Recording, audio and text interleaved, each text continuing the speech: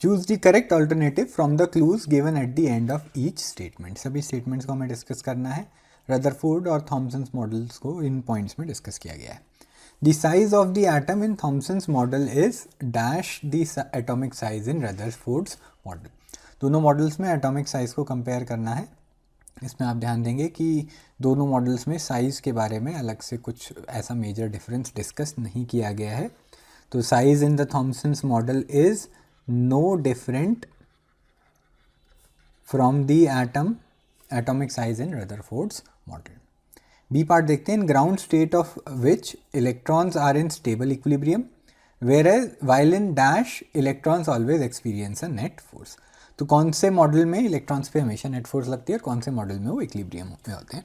तो यहाँ पर थॉमसन्स मॉडल जो है, प्लम पुडिंग मॉडल भी जिसको डिस्कस किया गया है, उसमें इलेक्ट्रॉन्स जो हैं they are in stable equilibrium. इसमें जो पूरा एटम है उसमें पॉजिटिव चार्ज यूनिफॉर्मली डिस्ट्रीब्यूटेड बताया गया है और इलेक्ट्रॉन्स उस पर्टिकुलर चार्ज के अंदर बीच में एम्बेडेड होते हैं such that net force on them is 0। जबकि रदरफोर्ड मॉडल जो है उसमें सारा मास और पॉजिटिव चार्ज एटम के सेंटर पे कॉन्सेंट्रेटेड होता है और इलेक्ट्रॉन्स उस न्यूक्लियस को ऑर्बिट करते हैं। तो सर्कुलर मोशन में रहते हैं इलेक्ट्रॉन्स रदरफोर्ड मॉडल के हिसाब से, इसीलिए किसी भी इंस्टेंट पर उनके ऊपर नेट सेंट्रिपिटल फोर्स एक्ट करती है। तो while in Rutherford's model, Rutherford का मॉडल जो है वो दूसरे पार्ट का आंसर है, electrons always experience a net force. फिर सी पार्ट देखते हैं। Classical atom based on dash is doom to collapse. तो यहाँ पर रदरफोर्ड का जो मॉडल है उसके हिसाब से एटम जो है उस थ्योरी के हिसाब से कोलैप्स हो जाएगा। ऐसा क्यों है? क्योंकि रदरफोर्ड मॉडल में बताया गया है कि इलेक्ट्रॉन्स जो पॉजिटिव चार्ज का न्यूक्लियस है उसको ऑर्बिट करते हैं। तो जब इलेक्ट्रॉन सर्कुलर मोशन में मूव कर रहे हैं तो दे आर एक्सेलरेटेड। किसी भी इंस्टेंट पर इलेक्ट्रॉन की एक्सेलरेशन v²/r से आप देख सकते हैं। सेंट्रिपिटल मोशन क्लास 11th में पढ़ा हुआ है। और एक्सेलरेटेड चार्जेस जो हैं दे एमिट रेडिएशन। एक्सेलरेटेड चार्ज जो है वो इलेक्ट्रोमैग्नेटिक रेडिएशन की फॉर्म में एनर्जी रेडिएट करता है। तो अगर इलेक्ट्रॉन्स एनर्जी रेडिएट करेंगे तो उनकी एनर्जी कम होती जाएगी और उनका जो रोटेशन का रेडियस है वो कम होता जाएगा and finally they will collapse into the nucleus. तो उस हिसाब से रदरफोर्ड का मॉडल जो है it is doom to collapse, it is not suppose to be stable. An atom has nearly continuous mass distribution in a dash but has a highly non uniform mass distribution in dash. तो यहाँ पर फिर से Thompson model की अगर आप बात करेंगे तो उसमें मास डिस्ट्रीब्यूशन जो है वो काफ़ी यूनिफॉर्म दे रखा है, क्योंकि पॉजिटिव चार्ज को बोला है कि वो पूरी वॉल्यूम ऑफ द एटम में यूनिफॉर्मली डिस्ट्रीब्यूटेड होता है। जबकि रदरफोर्ड के मॉडल में mass distribution highly non uniform होता है। जो एटम का सेंटर है वहाँ पर मैक्सिमम मास कॉन्सेंट्रेटेड होता है और पॉजिटिव चार्ज भी, और बाकी का जो रीजन है उसमें मोर और लेस एम्प्टी स्पेस होती है और उस एम्प्टी स्पेस में कुछ इलेक्ट्रॉन्स होंगे जो कि न्यूक्लियस को ऑर्बिट करेंगे। तो highly non uniform mass distribution जो है वो रदरफोर्ड के मॉडल में आ जाती है। इसी तरीके से लास्ट पार्ट देख लेते हैं। Positively charge part of the atom possesses most of the mass in both the models। दोनों ही मॉडल्स में पॉजिटिव चार्ज जो है वो एटम के मेजॉरिटी ऑफ मास को कंप्राइज करता है, बाकी का जो मास है that is due two electrons. तो जो मेजॉरिटी ऑफ मास है, जो सबसे बड़ा कंट्रीब्यूशन है, वो पॉजिटिव चार्ज की वजह से ही आता है दोनों ही मॉडल में। तो सभी पार्ट्स हमने यहाँ पर डिस्कस कर लिए हैं। Suppose you are given a chance to repeat the alpha particle scattering experiment using a thin sheet of solid hydrogen in place of the gold foil। तो gold foil की जगह अगर हम sheet of solid hydrogen use करते हैं तो क्या results आएंगे अल्फा स्कैटरिंग एक्सपेरिमेंट में। तो यहाँ पर आप ध्यान देंगे कि स्कैटरिंग के एक्सपेरिमेंट में जो अल्फा पार्टिकल्स हैं जिनका मास 4u होता है, where u stands for unified atomic mass unit, वो जाते हैं गोल्ड के पार्टिकल्स की तरफ which are comparatively very large. Gold का जो एटम है उसका मास 197u के बराबर होता है। तो इस वजह से यहाँ पर अल्फ़ा पार्टिकल्स की स्कैटरिंग होती है। लेकिन अगर यहाँ पर अल्फ़ा पार्टिकल को हम भेजेंगे गोल्ड की जगह हाइड्रोजन की फॉइल पर, तो हाइड्रोजन के एटम्स का मास अल्फ़ा पार्टिकल से भी कम होता है। 1 hydrogen atom is approximately 1u। तो उस केस में आप देखेंगे कि कोई भी स्कैटरिंग नहीं होगी। ये जो अल्फ़ा पार्टिकल हैं ये बहुत बड़े एंगल से डिफ्लेक्ट नहीं हो पाएंगे। आप कोलिजन्स में ऐसा विजुलाइज कर सकते हैं कि एक बहुत बड़ी फुटबॉल आकर अगर एक स्टेशनरी टेनिस बॉल से स्ट्राइक करती है तो फुटबॉल का बहुत मेजर डिविएशन नहीं हो पाता है, फुटबॉल वापस नहीं जा पाएगी, फुटबॉल आगे कंटिन्यू करती रहती है। और अगर यहाँ पर छोटे पार्टिकल का बड़े पार्टिकल के साथ हेड ऑन कोलिजन आप कराएंगे तो उस केस में ऐसा हो सकता है कि ये जो छोटा पार्टिकल है it can go back 180 degree से भी वो डिफ्लेक्ट हो सकता है, लेकिन बड़ा पार्टिकल अगर मूव करके छोटे की तरफ जा रहा है तो बड़े पार्टिकल का डिफ्लेक्शन नहीं दिखाई देगा। तो यही रिजल्ट्स हमें डिस्कस करने थे। Mass of hydrogen atom is smaller than that of an alpha particle, there will be no large scale scattering, this was the correct answer. What is the shortest wavelength present in the Paschen series of spectral lines? Paschen series की बात करते हैं। यहाँ पर जब transition higher level और third energy level के बीच में होता है तो उस केस में जो स्पेक्ट्रल लाइंस आती हैं दे आर पास्चन सीरीज़। तो हायर लेवल से थर्ड लेवल पर जब इलेक्ट्रॉन जाएगा तो एमिशन सीरीज़ आएगी, या फिर थर्ड लेवल से अगर हायर लेवल पे इलेक्ट्रॉन जा रहा है तो उसमें एब्जॉर्प्शन स्पेक्ट्रा को हम डिस्कस कर सकते हैं। तो यहाँ पर जो ट्रांजिशन n और 3 के बीच में हो रहा है दैट इज़ पास्चन सीरीज़। अब हमें प्रॉब्लम में डिस्कस करना है शॉर्टेस्ट वेवलेंथ। तो shortest wavelength will correspond to largest energy transition.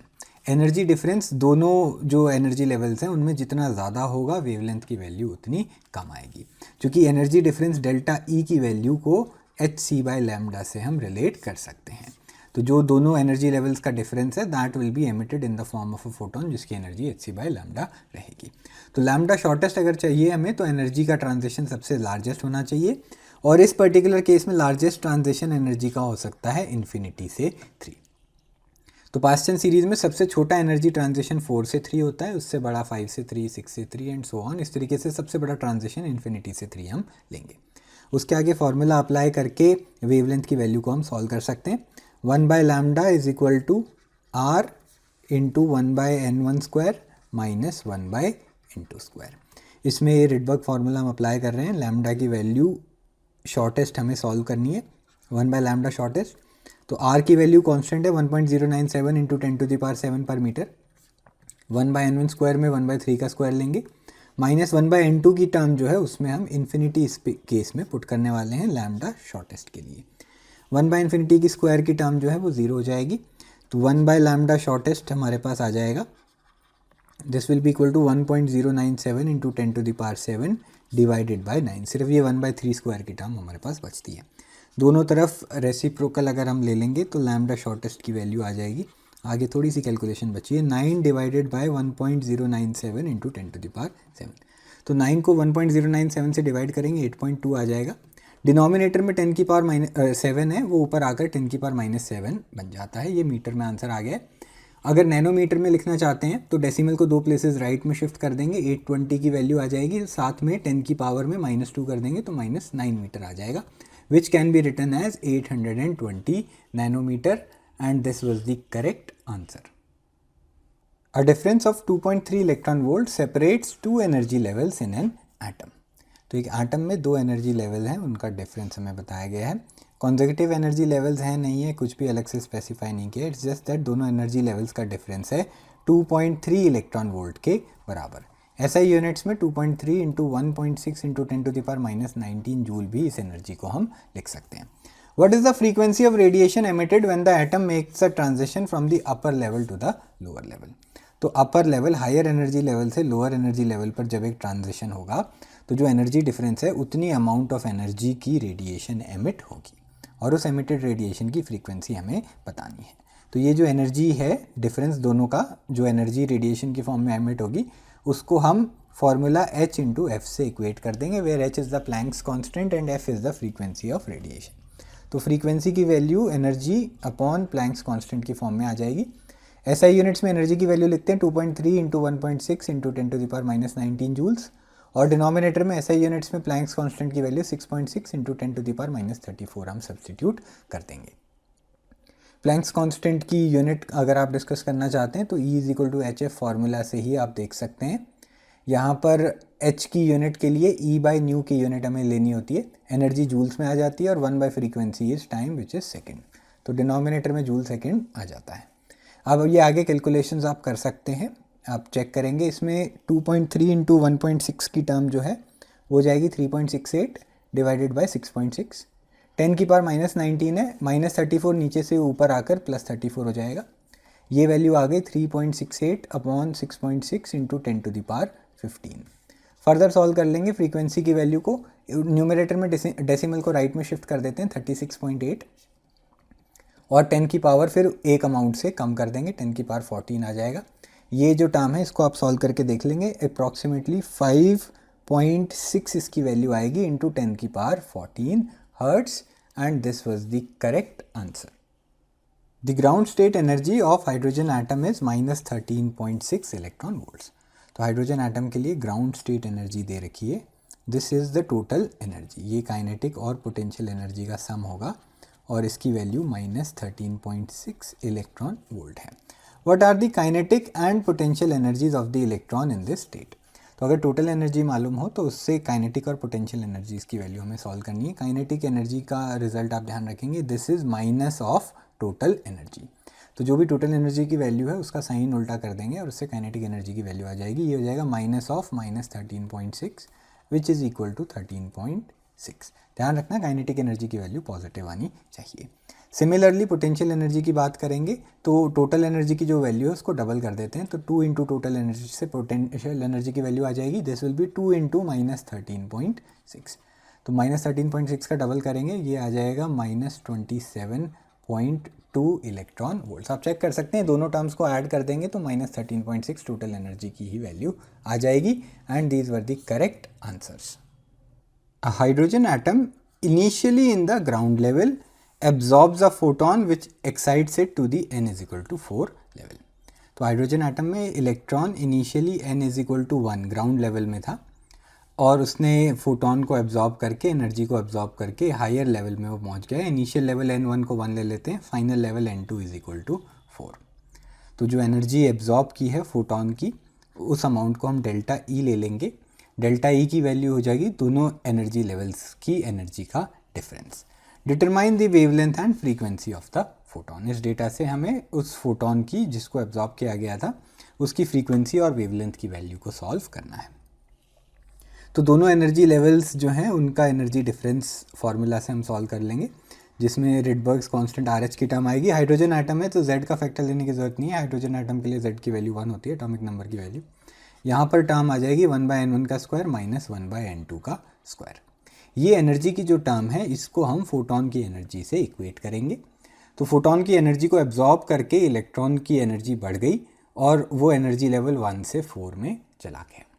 तो दूसरी तरफ एनर्जी ऑफ फोटोन की टर्म जो है उसको hc/λ भी लिख सकते हैं और hf की फॉर्म में भी लिखा जा सकता है।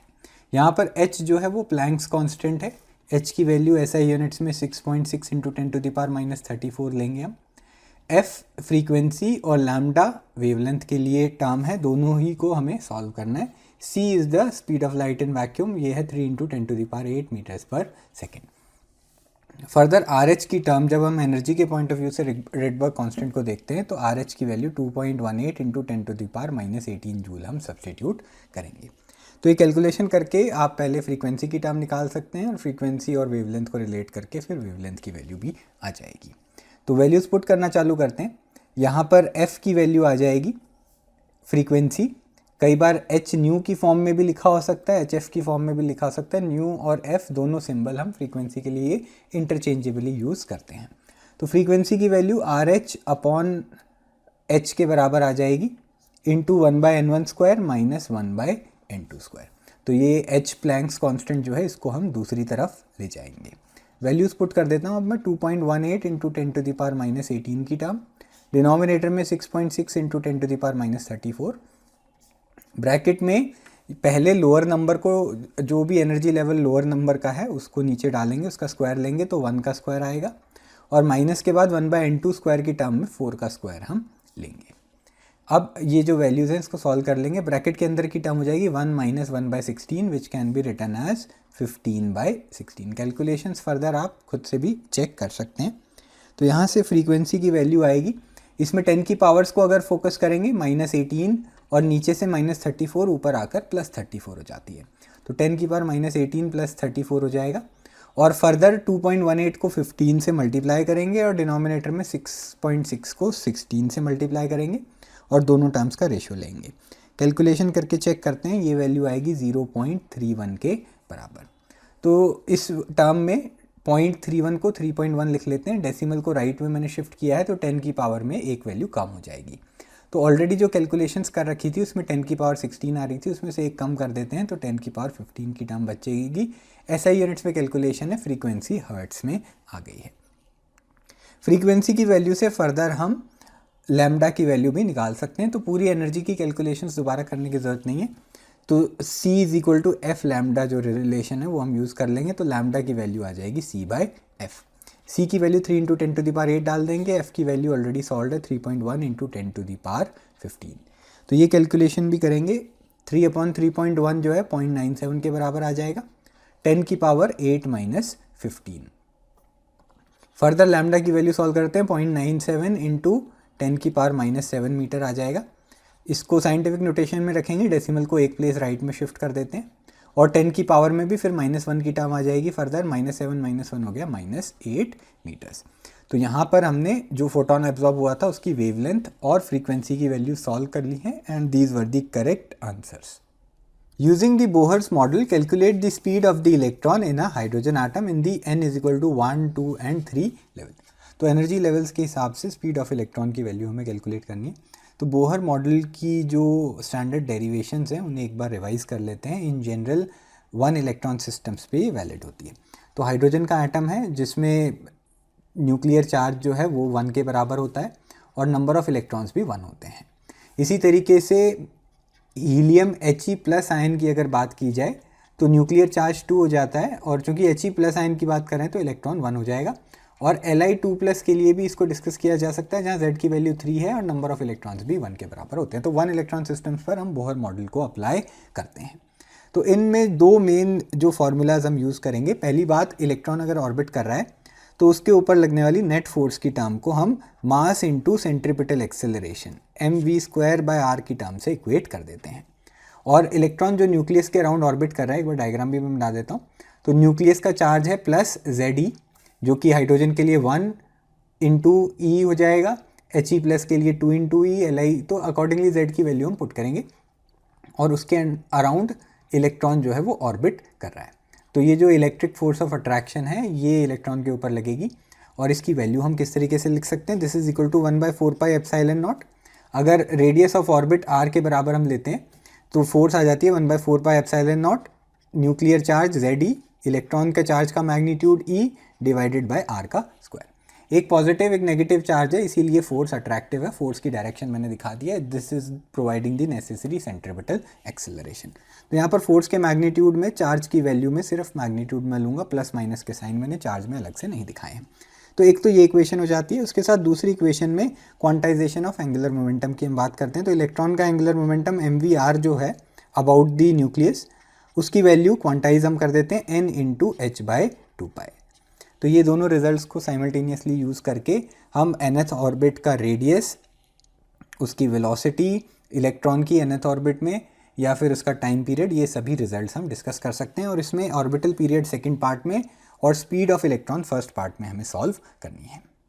तो इसमें फर्स्ट इक्वेशन को यूज़ करूँगा सबसे पहले मैं, mv²/r is equal to, derivation ही रिवाइज कर लेते हैं साथ में ताकि सभी पॉइंट ऑफ व्यू से हमें ध्यान रहे रिजल्ट्स, 4πε0r²। एक तरफ r की टर्म डिनोमिनेटर में मैं कैंसिल कर दूंगा और दूसरा जो r बच जाएगा राइट हैंड साइड के डिनोमिनेटर में उसको मैं दूसरी तरफ ले जाऊंगा। तो mv² को mv × v लिख देते हैं और साथ में एक r की टर्म आ जाएगी। दूसरी तरफ हमारे पास बचेगा Ze²/4πε0। इसमें से एक m, v और r की टर्म को हम इकट्ठा कर लेते हैं और उसकी जगह सब्सटीट्यूट कर देते हैं nh/2π। तो सेकेंड पॉस्टुलेट जो है वो मैंने अब इसमें सब्सटीट्यूट कर दिया है। तो mvr की जगह nh/2π लिख देंगे, एक v की टर्म अभी हमारे पास बच जाएगी। Right hand side as it is मैं नोट कर रहा हूँ। तो अब v का रिजल्ट आ जाएगा, बाकी सभी टर्म्स को दूसरी तरफ हम अरेंज कर लेते हैं। यहाँ पर v की वैल्यू आ जाएगी Ze² × 2π, डिनोमिनेटर में 4πε0 है हमारे पास और साथ में n और h की टर्म भी आ जाएगी। 2π/4π की टर्म में डिनोमिनेटर में 2 बच जाता है, इससे v की वैल्यू हो जाएगी इसमें एक तो z और एक n की वैल्यूज़ को साइड में लिख लेते हैं और बची हुई टर्म्स हो जाएंगी E²/2ε0h। इसमें आप नोट करेंगे z की वैल्यू, अगर हाइड्रोजन यहाँ पर हमें डिस्कस करना है, बट He+ और Li2+ के लिए भी z की रिस्पेक्टिव वैल्यूज़ पुट की जा सकती हैं और n की वैल्यूज़ एनर्जी लेवल पर डिपेंड करता है, 1 2 3 4 कुछ भी आप पुट कर सकते हैं। इन z और n के साथ की जो टर्म है वो फिक्स्ड है। E में हम क्या पुट करेंगे, E की वैल्यू हम पुट करेंगे 1.6 × 10⁻19 कूलम।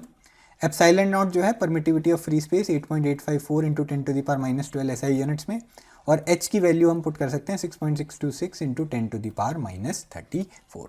तो ये जो ब्रैकेट के अंदर की टर्म्स हैं ये सभी फिक्स रहती हैं और इनकी वैल्यूज़ जो है वो हम पुट कर सकते हैं। इन सभी वैल्यूज़ को आप पुट करके चेक कर सकते हैं, आपका रिजल्ट आएगा 2.18 × 10⁻6 और साथ में आ जाएगा z/n का फैक्टर। तो वेलोसिटी का जो रिजल्ट है, स्पीड ऑफ इलेक्ट्रॉन का मैग्नीट्यूड, वेलोसिटी का मैग्नीट्यूड स्पीड रहेगी, तो उसमें ये रिजल्ट अप्लाई करके हम तीनों केसेस में n 1 2 3 तीनों केसेस निकाल सकते हैं। और हाइड्रोजन एटम दे रखा है तो z की वैल्यू हम इस फार्मूला में 1 पुट कर देंगे। तो ये ए पार्ट के आंसर्स निकाल लेते हैं। V1 जो हो जाएगा that will B 2.18 × 10⁻6 metres per second, क्योंकि z और n दोनों की वैल्यू 1 पुट होएगी। V2 की वैल्यू अगर हम देखेंगे 2.18 × 10⁻6, z की वैल्यू तो 1 ही रहेगी हाइड्रोजन के लिए, n = 2 डालेंगे तो डिनोमिनेटर में 2 की टर्म आ जाएगी, this will become 1.09 × 10⁻6। Similarly third level के लिए बात करते हैं तो कांस्टेंट की टर्म एज इट इज़ रखेंगे और डिनोमिनेटर में n की वैल्यू 3 पुट कर देंगे, इससे वैल्यू आ जाएगी 0.727 × 10⁻6। साइंटिफिक नोटेशन में इसको 7.27 × 10⁻5 हम लिख सकते हैं। तो इस तरीके से ए पार्ट का डिस्कशन हमने कर लिया है। n = 1 2 और 3 तीनों में इलेक्ट्रॉन की स्पीड की वैल्यूज़ हमने सॉल्व कर ली हैं। इसी तरीके से orbital period, time period of rotation की भी बात हमें करनी है, उसको भी रिजल्ट को डिराइव कर लेते हैं ताकि कॉन्सेप्ट हमारा क्लियर हो जाए। तो v का रिजल्ट हमने यहाँ पर सॉल्व किया था और फिर बाद में कॉन्स्टेंट्स की वैल्यू डाल के वो जो एक नंबर है वो हमने निकाल लिया था। तो जो भी कॉन्स्टेंट्स की फॉर्म में v की वैल्यू आई थी उसको वापस हम सब्स्टिट्यूट कर देंगे सेकेंड इक्वेशन में, तो r का फॉर्मूला भी निकल जाएगा। तो थोड़ा सा वर्किंग स्पेस बना लेते हैं और इस वर्किंग स्पेस में टाइम पीरियड का रिजल्ट और रेडियस का रिजल्ट निकालेंगे। तो रेडियस की फॉर्म अगर हमें निकालनी है तो m r की टर्म को एक तरफ कर लेते हैं। तो यहाँ पर सेकेंड इक्वेशन में r को निकालना है तो NH/2π की टर्म ऑलरेडी दूसरी तरफ थी, m और v की टर्म फर्दर डिनोमिनेटर में आ जाएगी। तो NH/2πm को ऐसे ही रहने देते हैं, फिर v की जगह जो हमने रिजल्ट निकाला था वो डालेंगे। v में ze² की टर्म आ रही थी तो डिनोमिनेटर में ze² की टर्म आ जाएगी, और v की टर्म में जो डिनोमिनेटर की टर्म थी, क्योंकि ऑलरेडी v नीचे आ रहा है तो वो टर्म ऊपर चली जाएगी। तो n ε0 2 और h ये टर्म्स को मैं ऊपर ले गया हूँ और ze² की टर्म रेडियस के एक्सप्रेशन में डिनोमिनेटर में आ गई है। इसमें से अब टर्म्स को फिर से इकट्ठा कर लेते हैं। n की जो टर्म्स है वो एनर्जी लेवल के साथ वेरी करेंगी और डिनोमिनेटर में z की टर्म जो है वो डिपेंड करता है हाइड्रोजन, हीलियम या कौन से पर्टिकुलर केस के लिए हम डिस्कशन कर रहे हैं। तो n² z की टर्म को तो मैं अलग निकाल देता हूँ। बाकी की टर्म्स पे अगर फोकस करेंगे तो ये π2 की टर्म हमारी कैंसिल हो जाएगी। न्यूमरेटर में h² ε0 बचता है और नीचे πme² बचता है। तो ये दो टर्म्स यहाँ पर अलग हो जाएंगी। n² z की टर्म तो डिपेंड करेगी कंडीशंस पे, बाकी टर्म्स को फिर से ऊपर आप देख सकते हैं कॉन्स्टेंट्स मैंने लिखे हुए। मास ऑफ इलेक्ट्रॉन की टर्म भी आएगी 9.1 × 10⁻31 kg। तो ये सभी कॉन्स्टेंट्स डिस्कस्ड हैं, पाई की जगह 3.14 डालेंगे तो ये रिजल्ट आ जाता है 0.529 × 10⁻10। SI यूनिट्स में आंसर जो है वो मीटर्स में हमारे पास आ जाएगा। तो इस तरीके से कोई भी एनर्जी लेवल या फिर z की कुछ भी वैल्यू हो, अकॉर्डिंगली बोहर मॉडल के हिसाब से रेडियस ऑफ nth ऑर्बिट हम निकाल सकते हैं। वेलोसिटी ऑफ nth ऑर्बिट का फॉर्मूला भी हम देख चुके हैं। अब इसके बाद बचती है टाइम पीरियड की बारी। तो टाइम पीरियड का रिजल्ट आ जाएगा 2πr nth ऑर्बिट के रेडियस को nth ऑर्बिट में इलेक्ट्रॉन की वेलोसिटी से हम डिवाइड कर देंगे। टाइम पीरियड हो जाएगा एक ऑर्बिट का distance 2πr divided by orbit की एवरेज जो कांस्टेंट स्पीड है v। तो 2πr/v का फॉर्मूला करना है। 2π की टर्म को एज इट इज़ रहने देते हैं, r का जो रिजल्ट है वो यहाँ पर डाल देंगे जो कि हमारा आ गया था n² h² ε0 πme²। तो इतना पार्ट हमारा आ गया है। इसके अलावा नीचे जो वी एन की टर्म थी, तो इफेक्टिवली ये 1/Vn है, तो Vn का जो रिजल्ट निकाला था उसका रेसिप्रोकल हम डाल देंगे। तो n और 2 एप्सिलॉन नॉट h की टर्म न्यूमरेटर में आ जाएगी और ZE² की टर्म डिनोमिनेटर में आ जाती है। तो यहाँ से टाइम पीरियड का रिजल्ट निकलेगा। इसमें अगेन n की टर्म्स को अलग कर लेते हैं, तो n³ कॉमन एक आएगा, z की टर्म्स को भी अलग कर लेते हैं, Z² की टर्म आएगी। तो टाइम पीरियड जो है वो n के क्यूब के प्रोपोर्शनल आता है। इसके अलावा ऊपर नीचे पाई की एक टर्म को मैं कैंसिल आउट कर सकता हूँ। 2 की टर्म 2 बार आ रही है, उनको मिला के 4 लिख देते हैं। h² और h को मिलाकर h³ लिख देंगे। एप्सिलॉन नॉट की टर्म भी आ रही है, एप्सिलॉन नॉट का स्क्वायर आ जाएगा।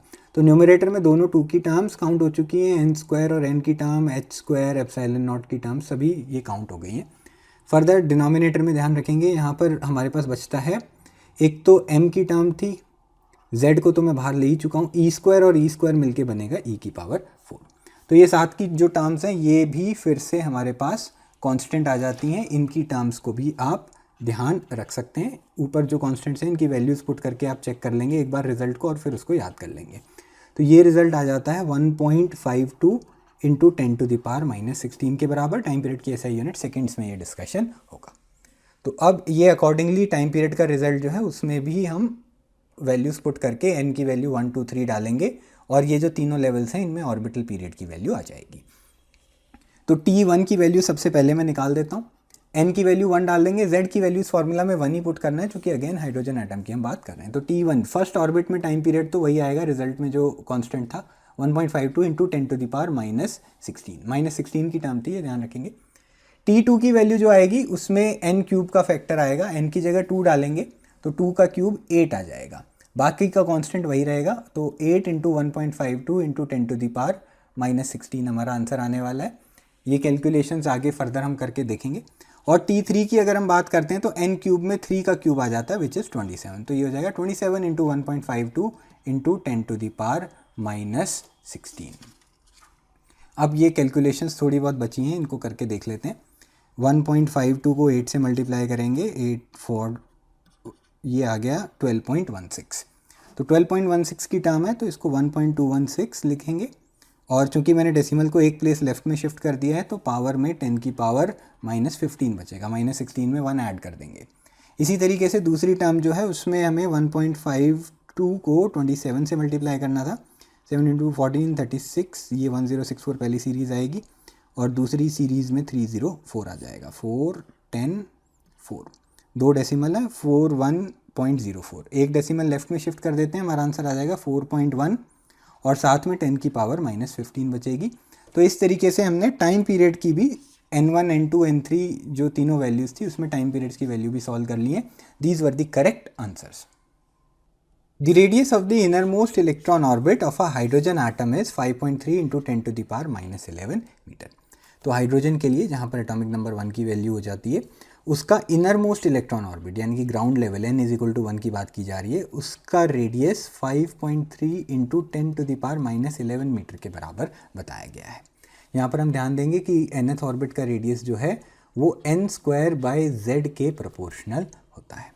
What are the radii of n = 2 and n = 3 orbits. तो सेकेंड और थर्ड ऑर्बिट की रेडियाई की वैल्यू इस डेटा से हमें निकालनी है। जस्ट लास्ट प्रॉब्लम में इस पर्टिकुलर रिजल्ट का डेरिवेशन भी मैंने आपको बताया था, उसको भी अगर याद करेंगे आप तो nth ऑर्बिट का जो फॉर्मूला बताया था वो था n² की टर्म।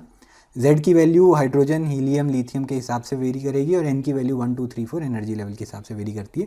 साथ में कांस्टेंट टर्म आ जाती है जिसकी वैल्यू आई थी 0.529 इंटू 10⁻⁻10 मीटर। इसमें अगर हम थोड़ा सा साइंटिफिक नोटेशन में लिखने की कोशिश करें तो 5.29 लिख देंगे, डेसिमल को राइट में ले गया हूँ तो 10⁻⁻11 हो जाएगी, साथ में n² रहता है और लास्ट में 9 की टर्म को ड्रॉप कर दें, राउंड ऑफ कर दें तो Rn की वैल्यू आ जाती है 5.3 इंटू 10⁻⁻11, सॉरी ये -11 की टर्म है, इंटू n²/z और n और z की वैल्यू 1 डाल देंगे तो ये फर्स्ट ऑर्बिट का रेडियस आ जाएगा हाइड्रोजन के लिए और यही क्वेश्चन में ऑलरेडी आपको बता रखा था। तो ये डेटा ना भी दिया होता 5.3 वाला कांस्टेंट तो भी हम फार्मूला से इसको पुट कर सकते थे। तो सेकेंड ऑर्बिट की अगर हम बात करेंगे तो रिजल्ट आएगा 5.3 इंटू 10⁻⁻11 मल्टीप्लाइड बाय n का स्क्वायर और n की वैल्यू 2 डालनी है तो 2 का स्क्वायर आ जाएगा। डिनोमिनेटर में z की वैल्यू जो है वो चूंकि 1 है हाइड्रोजन के लिए तो बार बार लिखने की ज़रूरत नहीं है। तो R2 की वैल्यू के लिए 5.3 को 4 से मल्टीप्लाई कर देते हैं।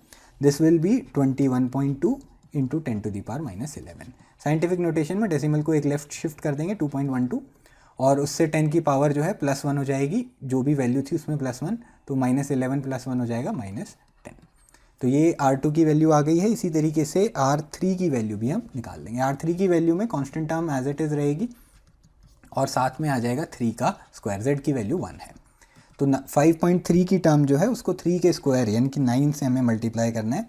This will be 47.7 into 10⁻11 metres. Decimal को लेफ्ट में शिफ्ट कर देते हैं 4.77 और 10 की पावर में +1 कर देंगे तो -10 बचेगा हमारे पास।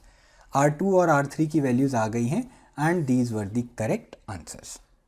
A 12.5 electron volt electron beam is used to bombard gaseous hydrogen at room temperature. What series of wavelengths will be emitted?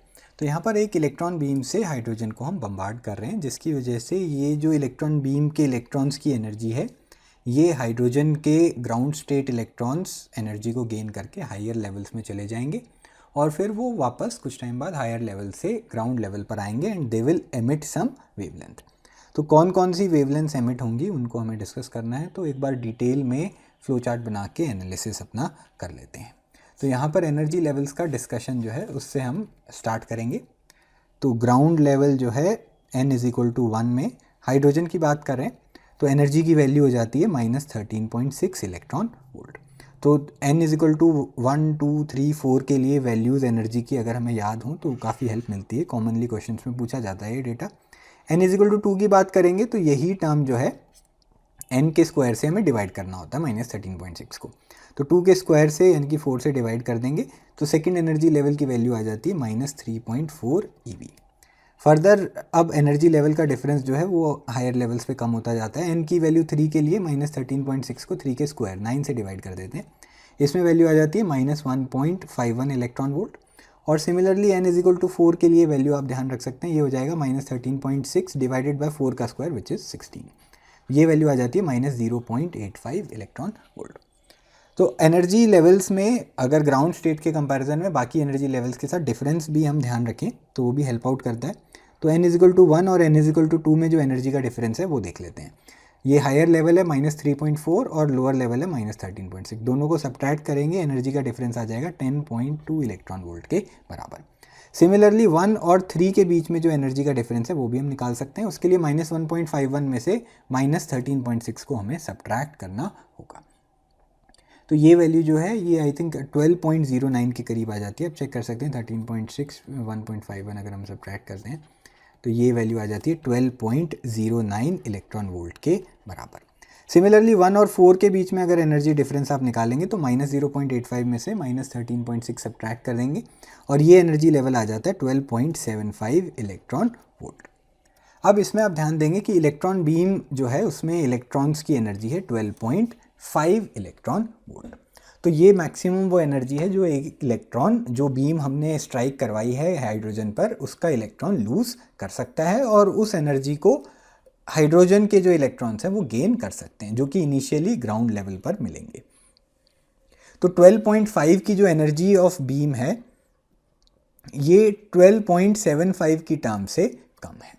तो अगर इलेक्ट्रॉन n1 ग्राउंड लेवल में है और उसको 10.2 इलेक्ट्रॉन वोल्ट एनर्जी मिल जाती है तो वो सेकंड लेवल पे n = 2 पे चला जाता है। अगर ग्राउंड लेवल के इलेक्ट्रॉन को 12.09 इलेक्ट्रॉन वोल्ट एनर्जी मिल जाएगी तो वो थर्ड लेवल पे चला जाएगा और अगर उसको 12.75 इलेक्ट्रॉन वोल्ट एनर्जी मिल जाएगी तो वो n = 4 पे चला जाएगा, जैसा हमने एनर्जी लेवल के डिफरेंसेस से सीखा था। अब बीम की जो एनर्जी है वो 12.75 से कम है, उसकी वैल्यू 12.5 हमें दे रखी है। तो ये जो 12.75 वाला ट्रांजिशन है ये पॉसिबल नहीं है क्योंकि जो बाहर से इलेक्ट्रॉन आ रहा है वो इतनी एनर्जी एक ग्राउंड स्टेट के इलेक्ट्रॉन को नहीं दे सकता है। तो n = 1 से 2 तक इलेक्ट्रॉन जा सकता है, इतनी एनर्जी मिल सकती है, 3 तक भी जा सकता है, 4 वाला ट्रांजिशन नहीं होगा। तो हाइड्रोजन जो ग्राउंड स्टेट में थे इलेक्ट्रॉन्स वो अपर लेवल्स में जाएंगे, वो एनर्जी लेवल 2 में भी जाएंगे, बहुत सारे हाइड्रोजन के एटम्स हैं और कुछ एनर्जी लेवल 3 में भी जा सकते हैं। तो पहले तो एक्साइटेशन होगा, एक्साइटेशन की बात कर लेते हैं। एक्साइटेशन कहाँ से कहाँ होगा, 1 से 2 और 1 से 3। अब ये हायर लेवल में जो इलेक्ट्रॉन्स पहुंच गए हैं हाइड्रोजन के, ये उसके बाद कुछ टाइम बाद वापस ग्राउंड लेवल में आएंगे और जब वापसी होगी तो एनर्जी एमिट होगी। शुरू में उन्होंने इलेक्ट्रॉन्स की एनर्जी को एब्जॉर्ब किया था और बाद में जो हाइड्रोजन के इलेक्ट्रॉन्स हैं वो एनर्जी को रेडिएशन की फॉर्म में एनर्जी एमिट करेंगे। तो उस एमिशन की बात यहाँ पर की गई है। तो जब लास्ट में पूछा गया था what series of wavelengths will be emitted, तो उसके लिए पहले हमें एक्साइटेशन को समझना था और एक्साइटेशन के बाद जब वापस इलेक्ट्रॉन्स लोअर लेवल में आएंगे तो एनर्जी एमिट होगी, उनकी वेवलेंथ को डिस्कस करना है। तो ये इनिशियल डिस्कशन था एक्साइटेशन का, और बाद में एमिशन का जब हम डिस्कशन करेंगे तो उसमें क्या होगा वो भी देख लेते हैं। तो हायर लेवल n=3 से वापस लोअर लेवल में इलेक्ट्रॉन्स आएंगे, n=2 में भी जा सकते हैं और 1 में भी जा सकते हैं। तो n=3 वाले इलेक्ट्रॉन्स जो हैं वो सीधा 1 में भी जाएंगे और कुछ जो हैं वो 3 से 2 में जाएंगे और फिर 2 से 1 का अलग एमिशन होगा। और इसके साथ साथ कुछ इलेक्ट्रॉन्स सिर्फ 2 लेवल पर गए थे तो वो 2 से वापस 1 आ जाएंगे। तो इसमें कौन कौन से ट्रांजिशन पॉसिबल हैं? 3 से 1, 2 से 1 और 3 से 2। तो 3 तरीके की रेडिएशन की वेवलेंथ्स हमें ऑब्जर्वेशन में आएंगी। क्योंकि हायर लेवल 3 से इलेक्ट्रॉन नीचे आता है तो वो 3 से सीधा 1 भी जा सकता है और 3 से 2 और फिर 2 से 1 की फॉर्म में भी जा सकता है। तो ये 3 अलग अलग ट्रांजिशंस आएंगी, तीनों की ही वेवलेंथ्स को हमें डिस्कस करना है। 3 से 1 ट्रांजिशन जब होता है, जब फाइनली इलेक्ट्रॉन जो है 1 लेवल में आ जाता है तो उसको लाइमन सीरीज़ बोलते हैं। तो 3 से 1 भी लाइमन सीरीज़ की एक वेवलेंथ आएगी, 2 से 1 भी लाइमन सीरीज़ की एक वेवलेंथ आएगी। जब इलेक्ट्रॉन हायर लेवल से 2 लेवल में आता है तो उसको बाल्मर सीरीज़ बोलते हैं। तो 2 वेवलेंथ लाइमन सीरीज़ की और 1 वेवलेंथ बाल्मर सीरीज़ की आने वाली है। इन वेवलेंथ्स की कैलकुलेशन के लिए फिर हमें फर्दर फार्मूला को अप्लाई करना होगा। फार्मूला में एनर्जी के ट्रांजिशन के पॉइंट ऑफ व्यू से हम ध्यान रख सकते हैं, इन जनरल 2 एनर्जी लेवल्स के बीच में जो भी एनर्जी का डिफरेंस होता है उसकी वैल्यू हम RH z² की टर्म में नहीं लिख रहा हूँ क्योंकि हाइड्रोजन के लिए z की वैल्यू 1 ही हो जाती है, इंटू 1/n1² माइनस 1/n2² के बराबर आ जाती है। तो n1 की जगह जो भी छोटा एनर्जी लेवल है वो लिखते हैं, n2 की जगह बड़ा एनर्जी लेवल की वैल्यू डालते हैं और इससे दोनों एनर्जी लेवल्स में एनर्जी का डिफरेंस आ जाता है। इस फॉर्मूला को हम इलेक्ट्रॉन वोल्ट्स के फॉर्म में डिस्कस कर सकते हैं। RH की वैल्यू आ जाती है 13.6, तो 13.6 इंटू 1/n1² माइनस 1/n2² की वैल्यू आ जाएगी। और दूसरी तरफ एनर्जी जो है एमिटेड रेडिएशन की, उसको भी हम डिस्कस कर सकते हैं। तो एमिटेड रेडिएशन की एनर्जी जो है उसके लिए फॉर्मूला यूज हो जाता है hc/λ या h इंटू फ्रीक्वेंसी या वेवलेंथ, दोनों फॉर्म में हम डिस्कस कर सकते हैं। अब चूंकि यहाँ पर एनर्जी डिफरेंस हमने इलेक्ट्रॉन वोल्ट में डिस्कस किया है तो hc/λ के फॉर्मूला को भी, जो एमिटेड रेडिएशन की एनर्जी यहाँ से आने वाली है डेल्टा E की वैल्यू से, उसको भी इलेक्ट्रॉन वोल्ट में लिख देंगे। उसके लिए आप रिजल्ट याद कर सकते हैं, approximate result 1240 upon wavelength in nanometre. तो अगर 1240 की टर्म को नैनोमीटर में वेवलेंथ की वैल्यू से डिवाइड कर दोगे तो भी रेडिएशन की एनर्जी ही आती है और उसकी वैल्यू इलेक्ट्रॉन वोल्ट में आती है। तो दोनों तरफ एनर्जी इलेक्ट्रॉन वोल्ट में आएगी, तो ये फार्मूला यहाँ पर हम अप्लाई कर सकते हैं इन तीनों ट्रांजिशन के लिए। तो 1 बाय 1 सारा जो डिस्कशन है वो हमें 3 बार तीनों पार्ट्स को सॉल्व करना पड़ेगा। 1 2 3 करके मैं नाम लिख देता हूँ इसमें। तो फर्स्ट पार्ट में ये जो 3 से 1 वाला ट्रांजिशन है इसको देख लेते हैं। 1240 बाय लैम्डा 31, तो 3 to 1 करके मैं इसका सिंबल यूज़ कर रहा हूँ। ध्यान रखेंगे ये फार्मूला अगर मैं यूज़ कर रहा हूँ तो आंसर नैनोमीटर में आएगा। दूसरी तरफ 13.6 की टर्म है, 3 से 1 वाला ट्रांजिशन है, तो 1 बाय छोटा नंबर 1 का स्क्वायर माइनस 1/3 का स्क्वायर, 1 माइनस 1/9 की टर्म, ये ब्रैकेट की टर्म है, आप सॉल्व करके देख लेंगे, ये हो जाएगी 8/9 के बराबर। तो लैम्डा 3 से 1 की वैल्यू कैसे आएगी, 1240 है, जो राइट हैंड साइड में डिनोमिनेटर में 9 था वो मल्टीप्लाई हो जाएगा और नीचे 13.6 और 8 की टर्म्स आ जाएंगी। कैलकुलेशन आप खुद से भी चेक करके देख सकते हैं। तो यहाँ पर ये जो कैलकुलेशंस हैं आप करके देख लेंगे। 9/8 वाला फैक्टर जो है उसमें आंसर नियर अबाउट 103 आ जाएगा। तो नियरली 103 नैनोमीटर ये वैल्यू हमारी आ जाती है। इसी तरीके से हम सेकेंड पार्ट भी डिस्कस कर सकते हैं। 1240 बाय, इस बार वेवलेंथ की जो वैल्यू है वो 2 से 1 वाले ट्रांजिशन के लिए हम सॉल्व करेंगे। दूसरी तरफ 13.6 है, 2 से 1 के ट्रांजिशन में 1/1 का स्क्वायर माइनस 1/2 का स्क्वायर डालना है। तो 1 माइनस 1/4 जो है इसको हम 3/4 ले लेंगे। 4 की टर्म 1240 से मल्टीप्लाई हो जाएगी और 13.6 और 3 की टर्म डिनोमिनेटर में आ जाएंगी, ये हो जाएगा लैम्डा 2 to 1। लैम्डा 2 से 1 की वैल्यू अब आगे आप कैलकुलेशंस चेक कर सकते हैं। आपका रिजल्ट जो है नियर अबाउट 120 2 आएगा, तो 122 नैनोमीटर वेवलेंथ आ जाती है। ये लाइमन सीरीज़ की जो दोनों ट्रांजिशंस हुए थे उनकी वेवलेंथ मैंने सॉल्व कर लिए। 3 से 1 के केस में 103 नैनोमीटर और 2 से 1 के केस में 122 नैनोमीटर। अब देखेंगे एनर्जी की वैल्यू ज़्यादा है 3 से 1 के केस में, इसीलिए वेवलेंथ की वैल्यू कम आ रही है। लास्ट पार्ट जो बचा है उसमें बाल्मर सीरीज़ के ट्रांजिशन की वैल्यू निकाल लेते हैं, 1240 अपॉन वेवलेंथ 3 से 2। दूसरी तरफ 13.6 की टर्म आएगी 1 बाय छोटा नंबर 2 का स्क्वायर माइनस 1 बाय 3 का स्क्वायर, 3 से 2 का ट्रांजिशन है। 1 बाय 4 माइनस 1 बाय 9 की टर्म जो है this becomes equal to 5 by 36। आप सॉल्व कर सकते हैं, साइड में दिखा देता हूँ। 1 बाय 4 माइनस 1 बाय 9 है। कॉमन मल्टीपल के लिए दोनों को मल्टीप्लाई करेंगे। पहली टर्म 4 इंटू 9 न्यूमरेटर में आएगा, दूसरी टर्म में 4 आएगा, तो 5 बाय 36 ये मैंने सीधा लिख दिया। यहाँ से लैम्डा 3 से 2 की वैल्यू आ जाएगी 1240 multiplied by 36 divided by 13.6 into 5 nanometre में हमारा आंसर आने वाला है। ये वैल्यूज़ आप कैलकुलेट करके चेक कर लेंगे, नियरली आपका वैल्यू आ जाएगी 656 नैनोमीटर। तो ये थर्ड पार्ट भी हमने फाइनली सॉल्व कर लिया है। तो यही चीज़ क्वेश्चन में पूछी गई थी, सीरीज ऑफ वेवलेंथ पूछी गई थी, उन वेवलेंथ की वैल्यू भी मैंने सॉल्व कर ली है and these were the correct answers.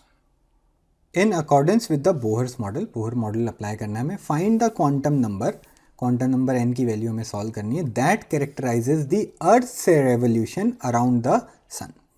तो अर्थ सन के अराउंड जो ऑर्बिट कर रही है उसको हमें बोहर मॉडल के पॉइंट ऑफ व्यू से एनालाइज करना है। तो जिस तरीके से न्यूक्लियस के अराउंड बोहर मॉडल में इलेक्ट्रॉन ऑर्बिट करता है, इसी तरीके से अर्थ सन के अराउंड ऑर्बिट कर रही है। वहाँ पर इलेक्ट्रिक फोर्स ऑफ अट्रैक्शन होती है पॉजिटिवली चार्ज न्यूक्लियस और नेगेटिवली चार्ज इलेक्ट्रॉन के बीच में। यहाँ पर अर्थ के ऊपर ग्रेविटेशनल फोर्स ऑफ अट्रैक्शन लगेगी which will provide the necessary centripetal force. तो दोनों को सिमिलर तरीके से कैसे डिस्कस किया जा सकता है, एक इक्वेशन तो बनेगी फोर्स की। अर्थ के ऊपर लगने वाली नेट फोर्स को mass into net centripetal acceleration से हम रिलेट कर देंगे। Mass of earth into v square by r is equal to universal gravitational constant G into mass of sun into mass of earth divided by r का square.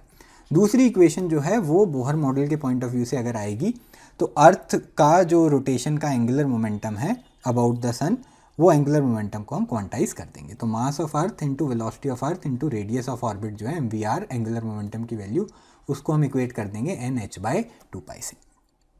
तो ये जो second equation है इसको यूज़ करके n की value हम solve कर सकते हैं। n की वैल्यू क्या आ जाती है, MVR इंटू 2π की टर्म हो जाएगी और h की टर्म डिनोमिनेटर में आ जाएगी। यहाँ पर आप नोट करेंगे मास ऑफ अर्थ ME जो है वो 6 इंटू 10⁻24 kg हमें दे रखा है। उसके साथ साथ इस पर्टिकुलर ऑर्बिट में अर्थ की जो ऑर्बिट है उसकी वेलोसिटी v हमें दे रखी है 3 इंटू 10⁻4 मीटर्स पर सेकेंड और radius of orbit 1.5 into 10⁻11 metres भी ऐसा यूनिट में दे रखा है। तो सारा डेटा अवेलेबल है, इनकी वैल्यू यहाँ से सॉल्व हो जाएगी। n की वैल्यू आएगी मास की वैल्यू इंटू v की वैल्यू इंटू r की value which is 1.5 into 10⁻11 into 2π और डिनोमिनेटर में जो प्लैंक्स कांस्टेंट h आएगा that will be equal to 6.626 into 10⁻−34। अब यहाँ से कैलकुलेशंस थोड़ी सी लेंदी है। इसमें 10 की पावर की टर्म्स को अगर हम इकट्ठा कर लें तो 24 + 4 + 11 ये 3 टर्म्स आएंगी और -34 की टर्म डिनोमिनेटर से ऊपर आएगी तो वो भी +34 हो जाती है। 34 और 11 ऐड कर रहे हैं 45 और 4 49 और 4 53 और 2 73। तो इतना सा पार्ट जो है फर्दर हमारा 10 की पावर 73 बन गया। बाकी की टर्म्स को अगर आप चेक करेंगे तो ऊपर 6 3 1.5 2 3.14 इन सबको आपस में मल्टीप्लाई करके चेक कर सकते हैं। 169.56 आएगा डिवाइडेड बाय 6.626। ये वैल्यू हमारे पास जो आएगी this will be equal to around 25.6। Scientific notation में 2.56 इंटू 10⁻74 इसको लिख सकते हैं। लास्ट की डिजिट को अगर मैं ड्रॉप कर दूं, राउंड ऑफ कर दूं, तो आंसर आ जाएगा 2.6 इंटू 10⁻74। आप देख सकते हैं कितना बड़ा n की वैल्यू आ रही है। इसीलिए ये जो सन के अराउंड अर्थ का मोशन है इसमें हम अलग से बोहर मॉडल को डिस्कस नहीं करते हैं, क्योंकि ये एनर्जी लेवल जो है this is coming out to be very very large. तो यहाँ पर प्रिंसिपल क्वांटम नंबर की वैल्यू हमें डिस्कस करनी थी और उसकी वैल्यू 2.6 इंटू 10⁻74 आ गई है। This was the correct answer. Answer the following questions which help you understand the difference between Thomson's model and Rutherford's model better. तो दोनों मॉडल्स के कंपैरिजन से जुड़े हुए कुछ पॉइंट्स हमें डिस्कस करने हैं। पहला पार्ट देखते हैं, is the average angle of deflection of alpha particles by a thin gold foil predicted by Thomson's model much less, about the same or much greater than that predicted by Rutherford's model. तो यहाँ पर average angle of deflection जो दोनों models ने predict किया था उसको हमें कंपेयर करना है। थॉमसन मॉडल की जहाँ तक हम बात करेंगे वहाँ पर ये एज्यूम किया गया है कि मास और पॉजिटिव चार्ज जो है वो एटम में यूनिफॉर्मली डिस्ट्रीब्यूटेड होता है और उसकी वजह से अल्फा पार्टिकल्स अगर एटम से पास करेंगे तो उन सभी का जो एंगल ऑफ डिफ्लेक्शन है वो काफ़ी सिमिलर होने वाला है and it is predicted to be very very small. 1 degree से कम ही ये एंगल माना जाता है, प्रिडिक्ट किया जाता है। रदरफोर्ड मॉडल में मोर और लेस ज़्यादातर एटम की जगह जो है वो एम्प्टी है और ज़्यादातर अल्फ़ा पार्टिकल्स बहुत स्मॉल एंगल से ही डिफ्लेक्ट होते हैं। बहुत एवरेज वैल्यू जो आती है that comes out to be very very small. कुछ limited number of alpha particles ही हैं जो बहुत बड़ा डिविएशन शो करते हैं। तो दोनों केसेस में अगर एवरेज वैल्यू की बात की जाए तो it comes out about the same. B part देखेंगे, is the probability of backward scattering, that is alpha particle की स्कैटरिंग का एंगल 90 डिग्री से ज़्यादा हो, बहुत बड़ा एंगल डिविएशन का अगर देखा जाए अल्फा पार्टिकल के पाथ में, तो that angle predicted by Thomson's model is much less, about the same और much greater than that predicted by the Rutherford's model. Again यहाँ पर थॉमसन मॉडल जो है उसमें अल्फा पार्टिकल्स का जो स्कैटरिंग का एंगल है वो बहुत स्मॉल प्रिडिक्ट किया गया है और यूनिफॉर्म डिस्ट्रीब्यूशन ऑफ चार्ज और मास की वजह से जो बैकवर्ड स्कैटरिंग है उसका चांस बहुत ज़्यादा स्मॉल होता है। जबकि रदरफोर्ड मॉडल जो है उसमें there is a very big chance कि जो अल्फ़ा पार्टिकल है वो उसका हेड ऑन कोलिजन हो जाए न्यूक्लियस से, वो एकदम न्यूक्लियस के सामने उसी के पाथ में आ जाए और उसकी वजह से उसका एंगल ऑफ स्कैटरिंग बहुत लार्ज हो जाता है। तो थॉमसन्स मॉडल में बैकवर्ड स्कैटरिंग का चांस जो है वो बहुत कम है as compare to that in the Rutherford's model. C part देखते हैं, keeping other factors fixed it is found experimentally that for a small thickness t the number of alpha particles scattered at moderate angles is proportional to t. What does this linear dependence on t provide? तो यहाँ पर जो metal जिससे strike करते हैं alpha particles उसकी thickness हम बहुत स्मॉल रखते हैं और उसकी थिकनेस के प्रोपोर्शनल अल्फा पार्टिकल्स का नंबर आएगा which are scattered at moderate angles. ऐसा क्यों है? क्योंकि स्कैटरिंग जो है रदरफोर्ड के मॉडल में it is due to a single collision और बहुत थिन लेयर हम रखते हैं जिसमें नियरली एक सिंगल लेयर ऑफ एटम्स होती है जिनके साथ स्कैटरिंग होने का चांस होता है।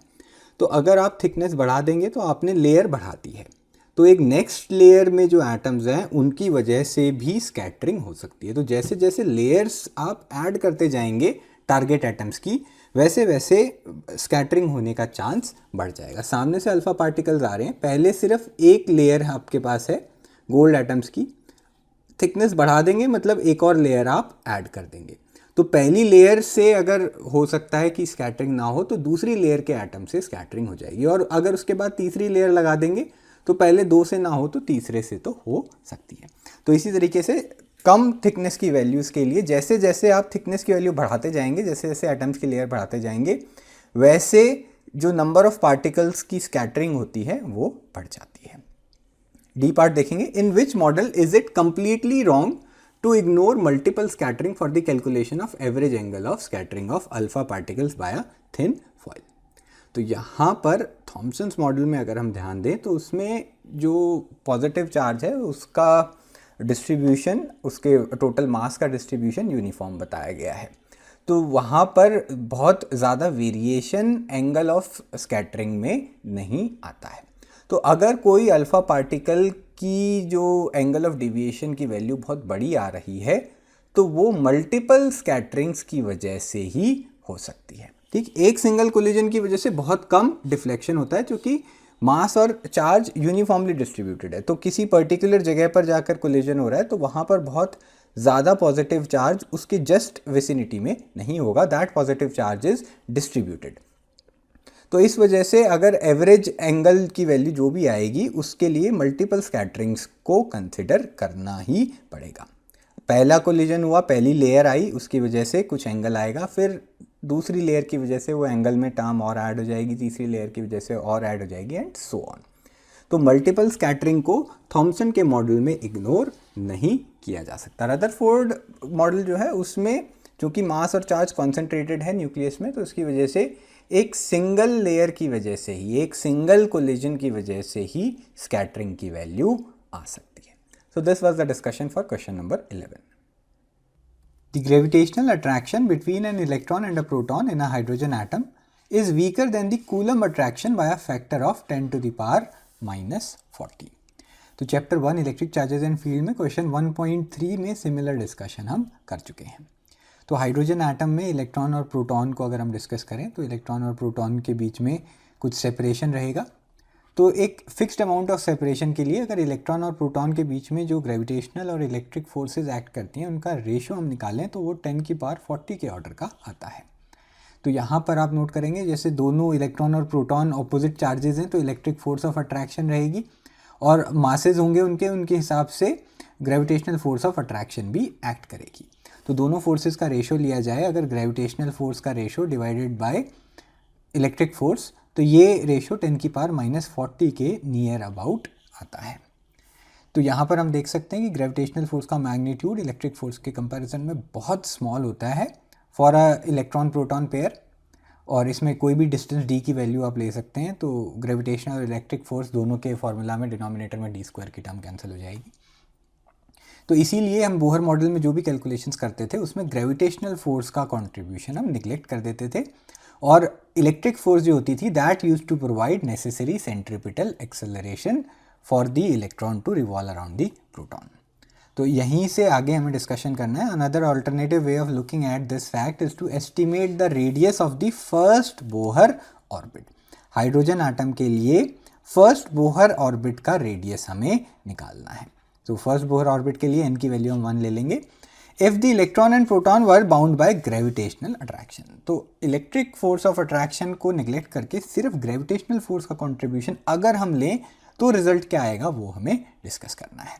तो यहाँ पर दोबारा डायग्राम में एक बार बना के दिखा देता हूँ. हाइड्रोजन एटम में there is a proton at the centre और उसके अराउंड सर्कुलर ऑर्बिट में इलेक्ट्रॉन को हम ले लेंगे. प्रोटॉन और इलेक्ट्रॉन के बीच में जो फोर्स ऑफ अट्रैक्शन रहेगी वो फोर्स ग्रेविटेशनल फोर्स हमें लेनी है, that is equal to G mass of electron mass of proton upon दोनों के सेपरेशन का स्क्वायर. अब ऑर्बिट में है तो प्रोटॉन और इलेक्ट्रॉन का सेपरेशन जो हो जाएगा that will be equal to the radius of orbit. Normally जो हम डेरिवेशन करते थे उसमें सिर्फ 1/4 pi epsilon naught charge of electron into charge of proton divided by separation का स्क्वायर ये फोर्स हम लेते थे. और चूंकि ये दोनों को ज्वाइन करने वाली लाइन के लॉन्ग एक्ट करती है तो this use to act towards the centre of the circle और ये नेसेसरीली सेंट्रीपिटल फोर्स हो जाती थी. तो ये वाली फोर्स को इस बार हमें निगलेक्ट करना है. कंडीशन हमें क्वेश्चन में दे रखी है और सिर्फ Gmm/r² को हम यूज़ करेंगे. तो net force towards the centre की जो वैल्यू हमने देखी है उसको हम इक्वेट कर देंगे mass into centripetal acceleration mv²/r से.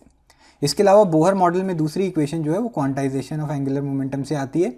तो इलेक्ट्रॉन का मास इंटू वेलोसिटी, जो भी इलेक्ट्रॉन की वेलोसिटी है टेंजेंट के अलॉन्ग इस पाथ के, mvr is equal to nh/2π. Problem में फर्स्ट बोहर ऑर्बिट की बात की गई है तो n की वैल्यू जो है वो इस पर्टिकुलर सिचुएशन में हम 1 ले लेंगे. तो अब बोहर ऑर्बिट r जो है उसकी वैल्यू हमें सॉल्व करनी है इस दोनों इक्वेशंस को साइमल्टेनियसली सॉल्व करके. तो फर्स्ट इक्वेशन में आप देखेंगे ये मास ऑफ इलेक्ट्रॉन इंटू v²/r हमें निकालना था. इलेक्ट्रॉन जो है वो सर्कुलर ऑर्बिट कर रहा है प्रोटॉन के अराउंड, तो दोनों तरफ मास ऑफ इलेक्ट्रॉन की टर्म कैंसिल हो जाएगी और फर्दर एक r की टर्म डिनोमिनेटर्स में से मैं कैंसिल कर देता हूँ. तो v² के साथ r की एक टर्म मल्टीप्लाई हो जाएगी, आप खुद से भी चेक कर सकते हैं, आसान डिस्कशन है, into g is equal to gmp. दूसरी इक्वेशन में से हम क्या करेंगे v की टर्म को एलिमिनेट कर देंगे क्योंकि r की वैल्यू में सॉल्व करनी है. तो v की वैल्यू हो जाएगी h/2π mass of electron into r.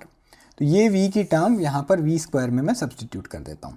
तो v² हो जाएगा h², डिनोमिनेटर का स्क्वायर करेंगे 4π² मास ऑफ इलेक्ट्रॉन का स्क्वायर इंटू रेडियस, तो और रेडियस का भी स्क्वायर हो जाएगा. दूसरी तरफ v² के साथ एक और r की टर्म है और राइट हैंड साइड में gmp की टर्म है. ऊपर नीचे एक r की टर्म को क्रॉस आउट कर देते हैं.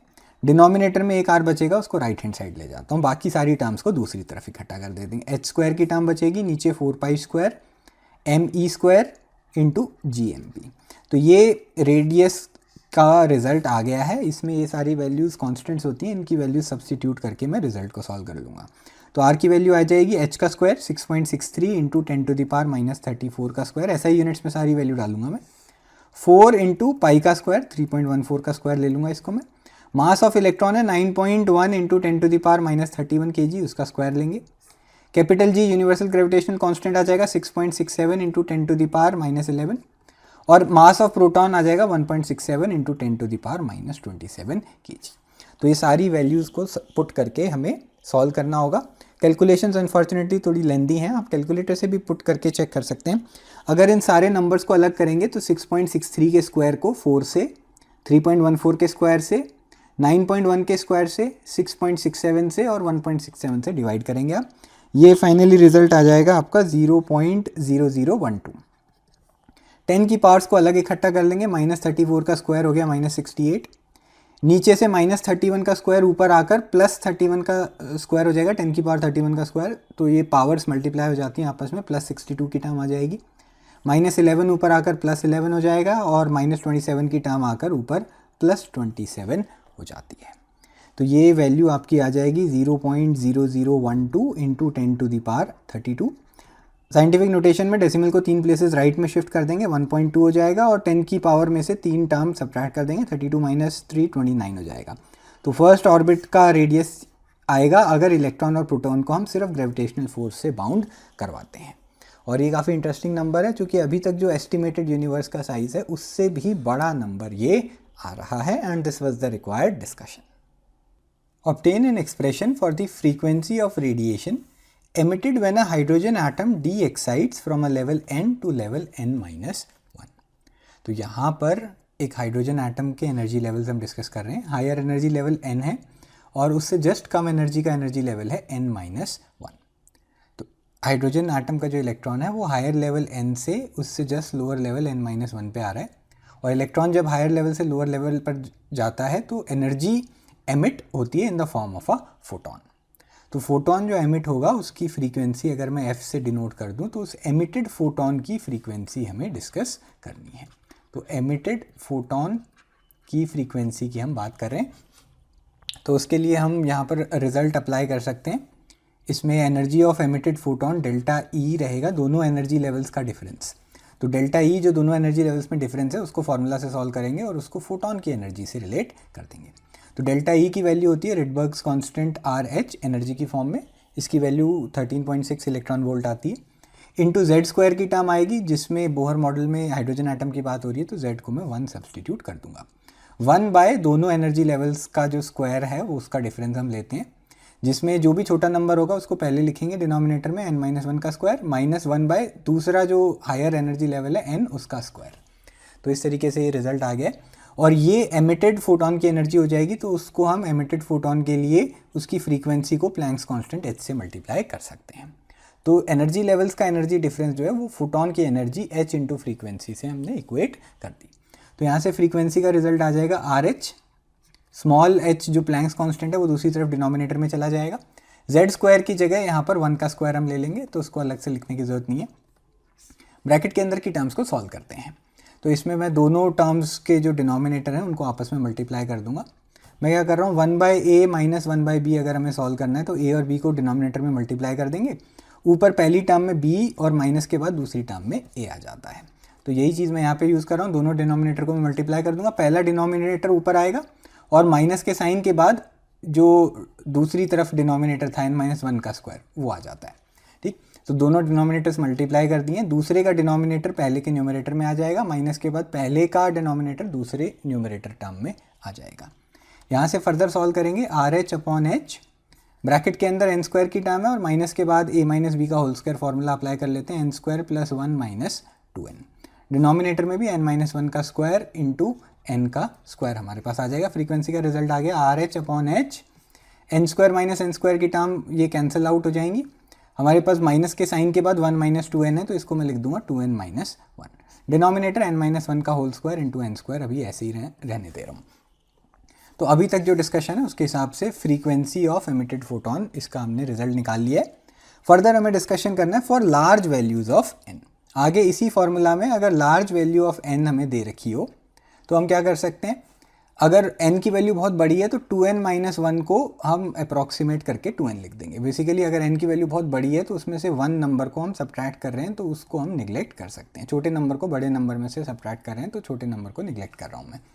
इसी तरीके से डिनोमिनेटर में n माइनस 1 का होल स्क्वायर जो है वहाँ पर n माइनस 1 को अगेन 1 को निगलेक्ट कर दूंगा एडिशन और सब्ट्रैक्शन में, तो n माइनस 1 की जगह मैं n लिख दूंगा। तो इससे ये रिजल्ट थोड़ा सा चेंज हो जाएगा, फ्रीक्वेंसी की वैल्यू हो जाएगी RH upon H. 2n minus 1 की टर्म को सिंपली 2n लिख रहा हूँ मैं, और डिनोमिनेटर में n माइनस 1 का स्क्वायर भी n स्क्वायर हो जाएगा और दूसरी n स्क्वायर की टर्म एज इट इज़ रहेगी। एक n को ऊपर नीचे काट देते हैं, यहाँ से फ्रीक्वेंसी का रिजल्ट आ गया RH अपॉन एच इंटू 2 और डिनोमिनेटर में बचा n क्यूब। तो ये जो फ्रीक्वेंसी है ये 1/n क्यूब के प्रोपोर्शनल आ जाती है for large values of n। अब इस फ्रीक्वेंसी को हमें किसी और क्वांटिटी से रिलेट करना है। For large values of n show that this frequency equals the classical frequency of revolution of electron in the orbit. तो अब इलेक्ट्रॉन की फ्रीक्वेंसी को फोटोन की फ्रीक्वेंसी से कंपेयर करना है। दोनों चीज़ों में कंफ्यूज नहीं होना है। अभी तक इलेक्ट्रॉन हायर लेवल से लोअर लेवल पे आ रहा था और जो एनर्जी का डिफरेंस था वो फोटोन की फॉर्म में मिलेगा, और उस फोटोन की फ्रीक्वेंसी अभी तक हमने सॉल्व की है।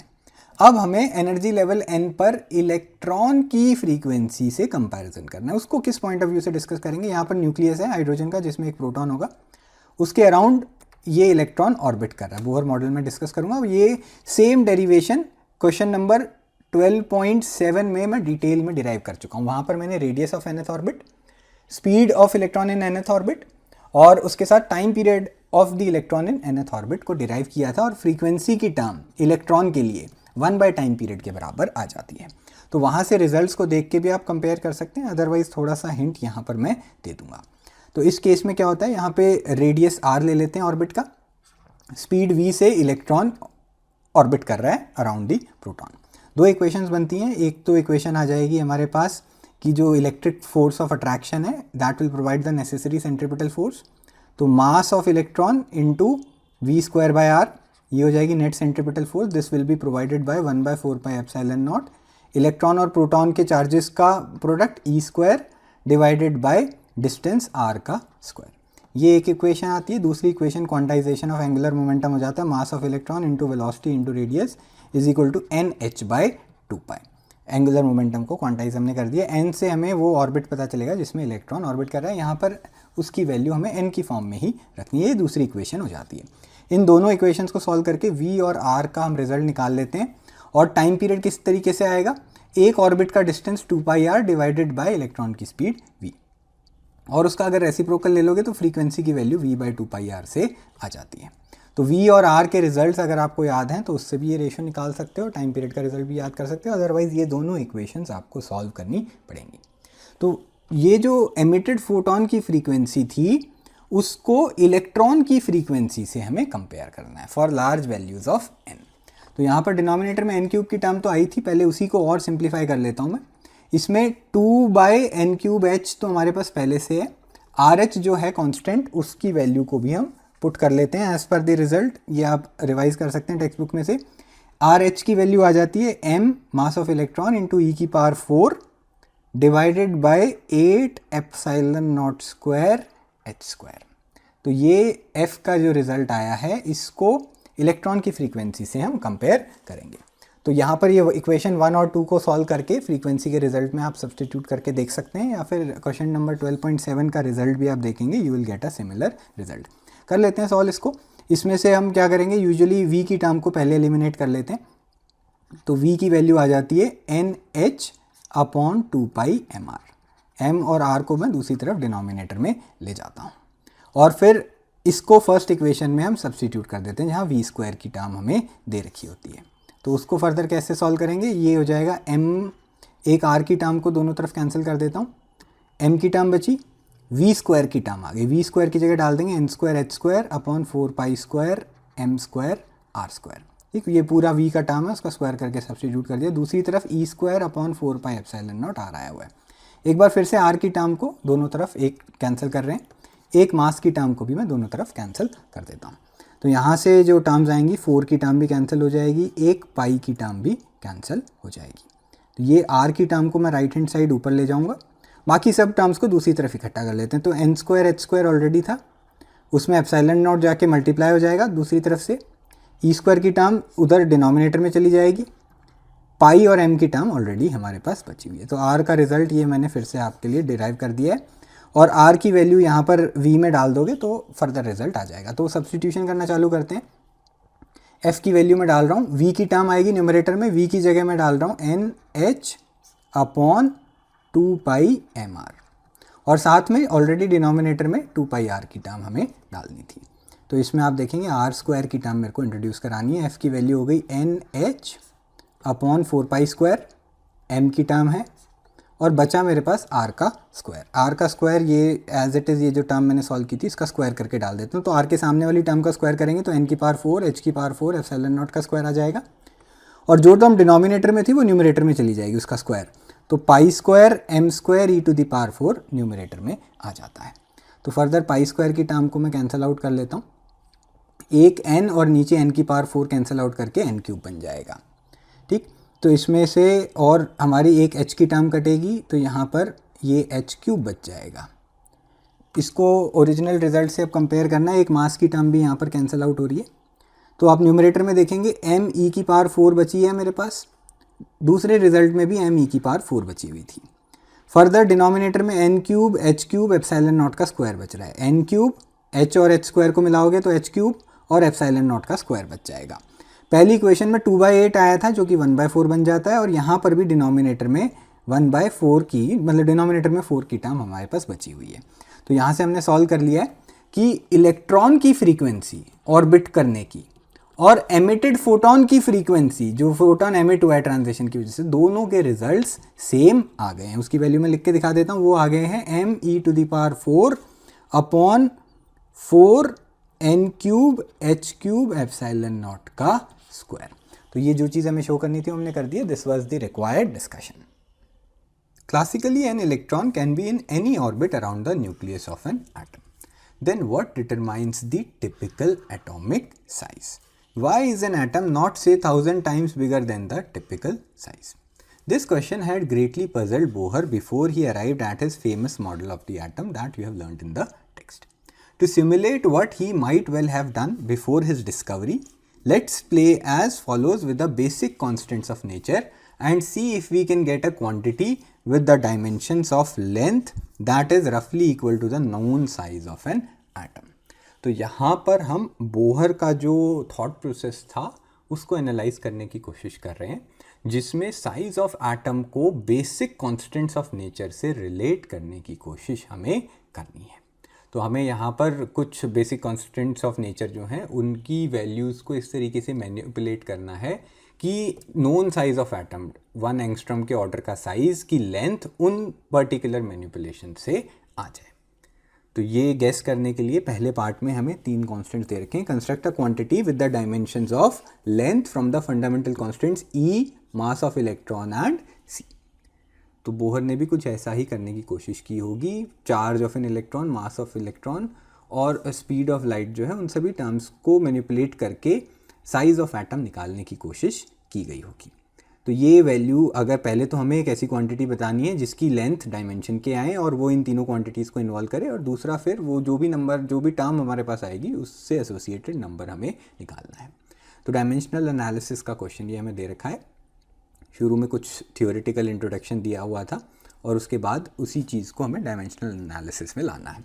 इसमें एक इम्पॉर्टेंट चीज़ ये है कि इन तीनों टर्म के साथ साथ हमें एक थोड़ा सा हिंट और दिया होना चाहिए था, अदरवाइज़ आप लोगों को सोचने में दिक्कत आएगी। इसके साथ साथ अगर आप कूलम्स लॉ में कांस्टेंट ऑफ प्रोपोर्शनैलिटी की टर्म देखें जो 1/4 पाई एप्सिलॉन नॉट की टर्म आती है, where epsilon naught is the permittivity of free space, तो उस टर्म को भी इंट्रोड्यूस किया जाना चाहिए था प्रॉब्लम में ही। तो उसको साथ में लेते हुए इन तीनों टर्म्स के साथ हम कंबाइन करेंगे और एक ऐसी क्वांटिटी निकालेंगे जिसकी डायमेंशंस लेंथ के बराबर आए। तो इस क्वांटिटी को मैं ले लेता हूँ 1/4 पाई एप्सिलॉन नॉट की टर्म, उसकी पावर w। डायमेंशनल एनालिसिस ऐसे ही करते हैं कि एक क्वांटिटी बाकी क्वांटिटीज़ पे डिपेंड करेगी। वो डिपेंडेंसी निकालने के लिए उनकी पावर्स को हम variables w, x, y, z की फॉर्म में ले लेंगे।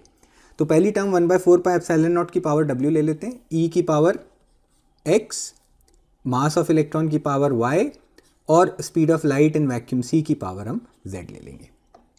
तो अगर ये फॉर्मूला करेक्ट है तो लेफ्ट हैंड साइड और राइट हैंड साइड की डायमेंशंस जो हैं वो सेम होनी चाहिए। डायमेंशनल एनालिसिस से WXYZ की वैल्यू आ जाएंगी। लेफ्ट हैंड साइड में तो लेंथ है, तो मास की पावर 0 आ जाएगी, लेंथ की पावर 1 है, टाइम की पावर भी 0 है, और चौथी फंडामेंटल क्वांटिटी करंट हम यूज़ करेंगे। यहाँ पर चार्ज की बात भी की गई है, एप्सिलॉन नॉट की टर्म भी है, तो इसके लिए हमें करंट को भी इंट्रोड्यूस कराना पड़ेगा। ध्यान देंगे चार्ज जो है वो फंडामेंटल क्वांटिटी नहीं होता है, current is the fundamental quantity जिसकी फॉर्म में चार्ज को हम लिखते हैं। तो करंट के लिए कैपिटल ए का सिंबल मैं यूज़ करता हूँ और उसकी पावर भी हम 0 लिखेंगे। लेफ्ट हैंड साइड लेंथ है जो ऑलरेडी एक फंडामेंटल क्वांटिटी है, तो लेंथ की पावर 1 लिख दी, बाकी सबकी पावर्स 0 मैंने कर दी है। अब राइट हैंड साइड जो है उसकी एक एक टर्म को एनालाइज करते जाएंगे। सबसे पहले 1/4 पाई एप्सिलॉन नॉट की टर्म है, तो कूलम्स लॉ की हेल्प से इसको मैं सॉल्व करने की कोशिश करूँगा। इसमें हम ध्यान देंगे फोर्स की वैल्यू आ जाती है 1/4 पाई एप्सिलॉन नॉट, चार्ज दोनों चार्जेस का प्रोडक्ट डिवाइडेड बाय डिस्टेंस का स्क्वायर। तो 1/4 पाई एप्सिलॉन नॉट की डायमेंशंस अगर मुझे लेनी हो तो बाकी सब टर्म्स को दूसरी तरफ हम ले जाएंगे। 1/4 पाई एप्सिलॉन नॉट को एक तरफ, FD² अपॉन Q1 Q2 दूसरी तरफ। तो अगर मुझे डायमेंशंस लेनी है लेफ्ट हैंड साइड और राइट हैंड साइड की, स्क्वायर ब्रैकेट से डायमेंशंस एनालिसिस का सिंबल हम यूज़ करते हैं। तो 1/4 पाई एप्सिलॉन नॉट की जगह में फोर्स इंटू डिस्टेंस का स्क्वायर डिवाइडेड बाय चार्ज का स्क्वायर, इन क्वांटिटीज़ की डायमेंशंस ले लूँगा। चार्ज Q1 Q2 अलग हो सकते हैं, बट डायमेंशनली वो चार्ज है, तो डायमेंशन के पॉइंट ऑफ व्यू से चार्ज की टर्म 2 बार मल्टीप्लाई हो रही है, हो जाएगा चार्ज का स्क्वायर। E जो है that is also a charge, charge की पावर फिर x लूँगा मैं दूसरी टर्म में। पहली टर्म की पावर W थी, 1/4 पाई एप्सिलॉन नॉट की पावर W थी। मास की पावर, ये मास की टर्म आ गई, उसकी पावर हमने y लेनी है। और c जो है speed of light in vacuum, ये हो जाता है स्पीड लेंथ अपॉन टाइम, इसकी पावर हमें z लेनी है। तो लेफ्ट हैंड साइड की टर्म्स जो हैं उसको एज इट इज़ रहने देंगे, m0 L1 T0 A0। बाकी की टर्म्स के ऊपर फोकस करते हैं। फोर्स की टर्म जो है वो हो जाएगी mass into length into time की पावर -2, MLT -2 होता है। फिर डिस्टेंस का स्क्वायर जो है वो भी लेंथ का स्क्वायर हो जाएगा, और नीचे चार्ज होता है करंट इंटू टाइम, तो चार्ज का स्क्वायर हो जाएगा करंट का स्क्वायर इंटू टाइम का स्क्वायर, पूरे की पावर W। फिर चार्ज जो है उसको करंट इंटू टाइम ले लेंगे, उसकी पावर x, मास की पावर y, लेंथ की पावर z, टाइम की पावर -z।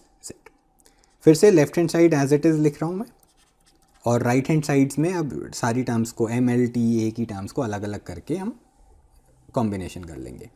मास की टर्म्स पे फोकस करते हैं। यहाँ पर m की पावर 1 है और फर्दर पावर W है, तो m की पावर W हो जाएगी।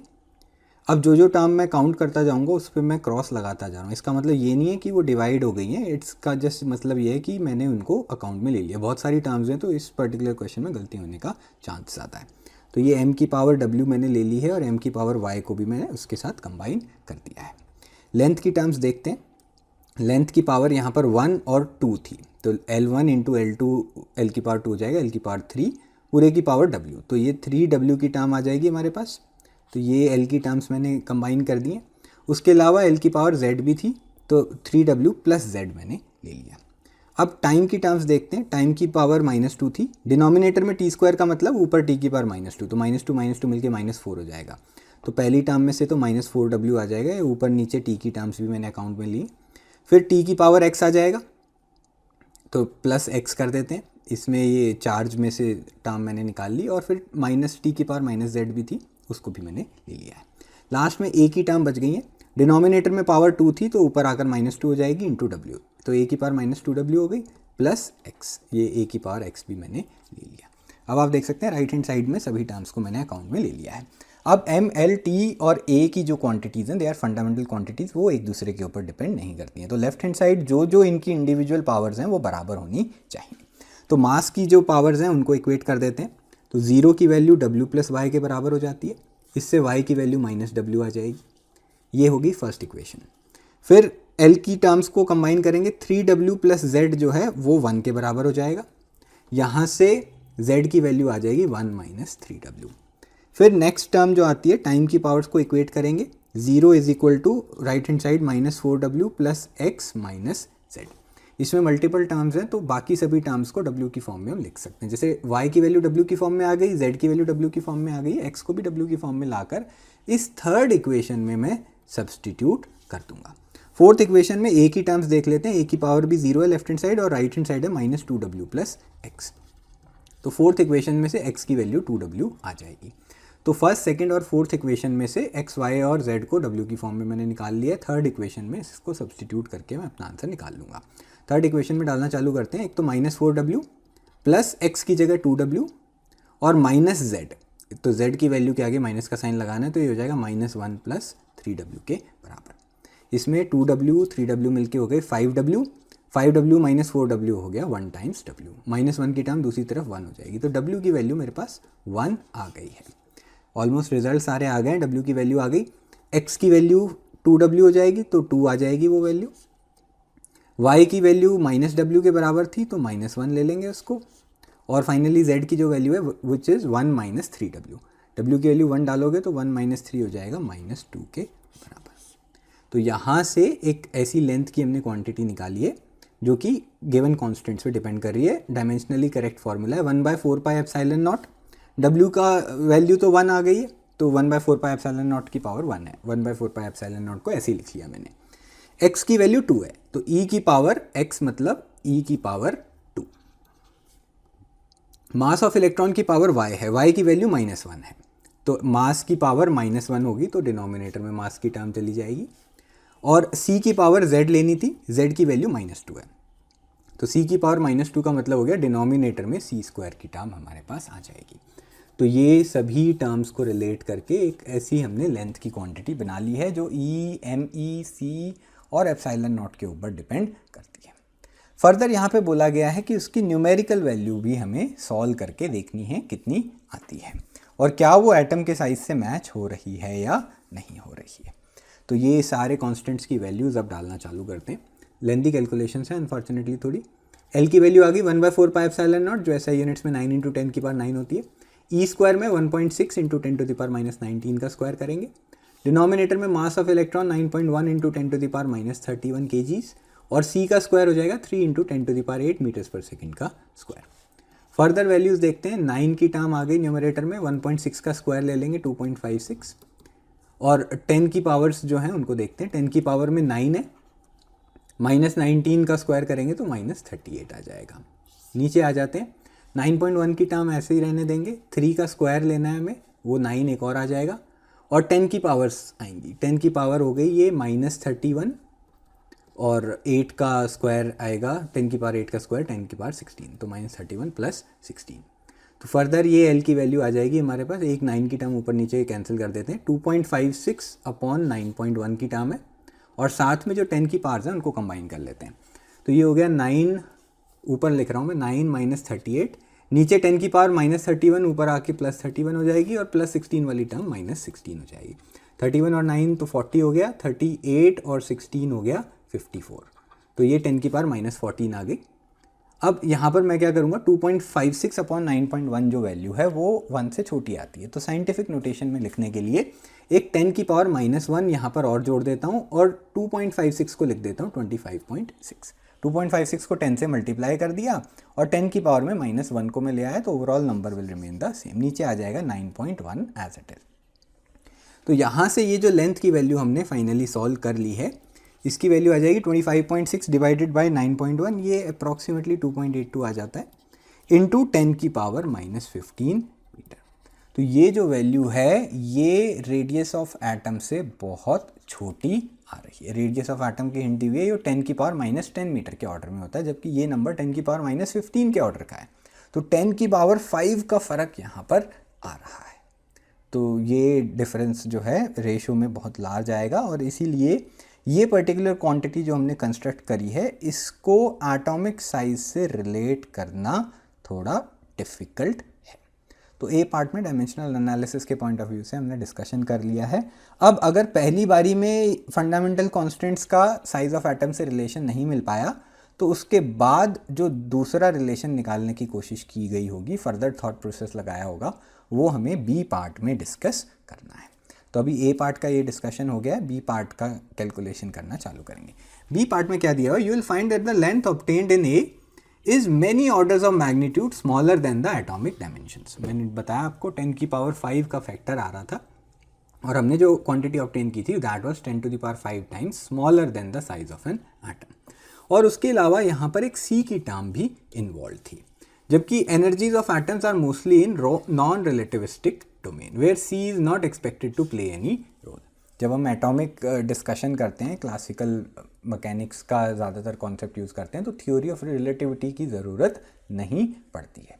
तो एनर्जी ऑफ एटम के डिस्कशन में जो mc² की टर्म है उसको इंट्रोड्यूस करने की ज़रूरत उन ऑब्जर्वेशंस में नहीं आती है।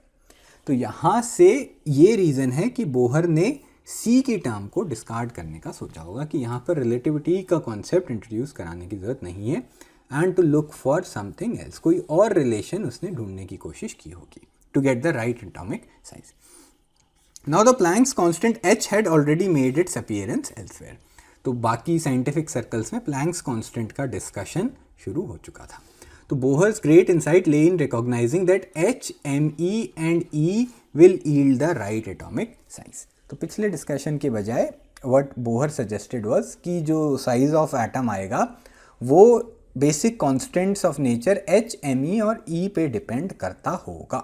वो उसने थोड़ा गेस करके वहाँ से एक स्टार्टिंग पॉइंट लेके कैलकुलेशंस करनी शुरू की। Construct a quantity with the dimensions of length, फिर से हमें लेंथ की डायमेंशन की एक क्वांटिटी बनानी है from the constants h, m, e and e। और इसके साथ साथ ध्यान रखेंगे 4πε0 की टर्म भी मेंशन होनी चाहिए थी, उसकी फॉर्म में रिजल्ट आएगा। पीछे भी आप देख सकते हैं 4πε0 की टर्म्स में ही ये सब क्वांटिटीज़ को बनाया गया है। And confirm that it's numerical value has Indeed the correct order of magnitude. और फिर जो क्वांटिटी बन जाएगी सारे कॉन्स्टेंट्स की वैल्यू डाल के हम उसकी वैल्यू चेक कर लेंगे और ऑब्जर्व करेंगे कि एटॉमिक साइज़ का जो डेटा है हमारे पास उससे वो पर्टिकुलर क्वांटिटी की वैल्यूज़ मैच करती है। तो सिमिलर डायमेंशनल एनालिसिस फिर से कर लेते हैं। लेंथ जो है वो 1/4πε0 की टर्म पे डिपेंड करेगा, उसकी पावर w ले लेते हैं। ये पार्ट अलग से दिया होना चाहिए था, इसके बिना प्रॉब्लम को स्टार्ट करने में दिक्कत आ रही है। फिर h की एक टर्म आ जाएगी। अब यहाँ पर क्या किया गया है, h/2π की फॉर्म में हम लोग डिस्कशन कर लेंगे। वो ऑफकोर्स डायमेंशनल एनालिसिस से हमें नहीं पता चल सकता कि h को किस नंबर से, किस कांस्टेंट नंबर से मल्टीप्लाई करना है। 2π की टर्म तो डायमेंशनलेस है, तो ये 2π की जगह कोई और नंबर भी हो सकता था। तो h बार करके जो कांस्टेंट होता है h/2π, उसकी फॉर्म में मैं यहाँ पर डिस्कशन करूँगा। तो h/2π की पावर फिर x ले लेते हैं। h बार की टर्म मैंने ले ली है h की जगह। me की टर्म आएगी मास ऑफ इलेक्ट्रॉन, उसकी पावर y ले लेंगे और e जो इलेक्ट्रॉनिक चार्ज है उसकी पावर हम ले लेंगे z। तो left hand side right hand side dimensions को हमें बराबर करना है। लेफ्ट हैंड साइड लेंथ की टर्म दे रखी है m की पावर 0, L1 t की पावर 0। चार्ज की टर्म्स भी हैं तो करंट को भी इंट्रोड्यूस करा देता हूँ फंडामेंटल क्वांटिटी की तरह, a की पावर 0। दूसरी तरफ 1/4πε0 की पावर w है। फिर से मैं आपको ध्यान दे दूँ 1/4πε0 कूलम्स लॉ की टर्म में से fd² अपॉन q1 q2 की फॉर्म में आता है। तो यहाँ पर हमें क्या करना था, फोर्स की डायमेंशन ले लेता हूँ मैं mL(T⁻²). सेम काम ए पार्ट में कर चुके हैं ऑलरेडी, तो थोड़ा जल्दी लिखूंगा मैं। d² करना है तो लेंथ का स्क्वायर आ जाएगा और नीचे चार्ज का स्क्वायर है तो करंट का स्क्वायर इंटू टाइम का स्क्वायर हम ले लेंगे, इसकी पावर आ जाएगी w। फिर h/2π की टर्म में 2π तो डायमेंशनलेस कांस्टेंट है, h के ऊपर फोकस करेंगे। इसमें E=hν फार्मूला से आप डिस्कस कर सकते हैं। तो h की टर्म आ जाती है E/ν। 1/ν जो है वो टाइम पीरियड के बराबर होता है, 1/फ्रीक्वेंसी इज टाइम पीरियड। तो एनर्जी और टाइम की डायमेंशंस को अगर मल्टीप्लाई कर दें तो h की टर्म आ जाती है। डायमेंशंस ऑफ h कैसे आएगी, एनर्जी इंटू टाइम की डायमेंशंस। तो एनर्जी की टर्म मैं इंट्रोड्यूस करा देता हूँ, हो जाएगी mL² T⁻²। फोर्स की टर्म को लेंथ से मल्टीप्लाई करके एनर्जी आ जाता है और एक और टाइम की टर्म आ गई और इसकी पावर हमें x लेनी है। फिर मास की पावर y आ जाएगी, मास ऑफ इलेक्ट्रॉन डिस्कस कर रहे हैं, और चार्ज की पावर फिर से z है तो करंट इंटू टाइम की पावर z। अब सभी टर्म्स को इकट्ठा करना चालू करते हैं। m0 L1 T0 A0, ये नंबर्स को पावर्स की टर्म्स को मैं बोल रहा हूँ। फिर मास की टर्म के ऊपर फोकस करेंगे। यहाँ पर जो जो टर्म मैं अकाउंट में लेता जाऊँगा उसको मैं क्रॉस करता जाऊँगा। इसका मतलब ये नहीं है कि मैंने उनको डिवाइड करके कैंसिल आउट कर दिया, इट्स जस्ट कि मैंने उनको अकाउंट में ले लिया है। तो पहले मास की टर्म है उसकी पावर w है, तो ये m की टर्म हटा देता हूँ। दूसरे में m की पावर x है, w प्लस x ले लेते हैं। और फिर m की पावर y भी है, w plus x plus y। तो ये यहाँ पर आ गई है m की टर्म। फिर l की पावर्स की बात करेंगे। पहली टर्म में l है और l² है तो l³ हो जाएगा, और l³ की पावर w है तो 3w हो जाएगी टोटल पावर। इन दोनों को भी मैं क्रॉस आउट कर देता हूँ। फिर दूसरी टर्म में l² हमें दे रखा है तो l² की पावर x हो जाएगी, l की पावर 2x, ये भी मैंने ले लिया। और उसके बाद की टर्म्स में लेंथ की टर्म नहीं है। फिर टाइम की बात करते हैं, टाइम की पावर -2 है, नीचे 2 है तो ऊपर -2 ही आ जाएगा, तो t की पावर -4 हो जाएगा और पूरे की पावर w है -4w। ये टाइम की वैल्यूज़ भी गई।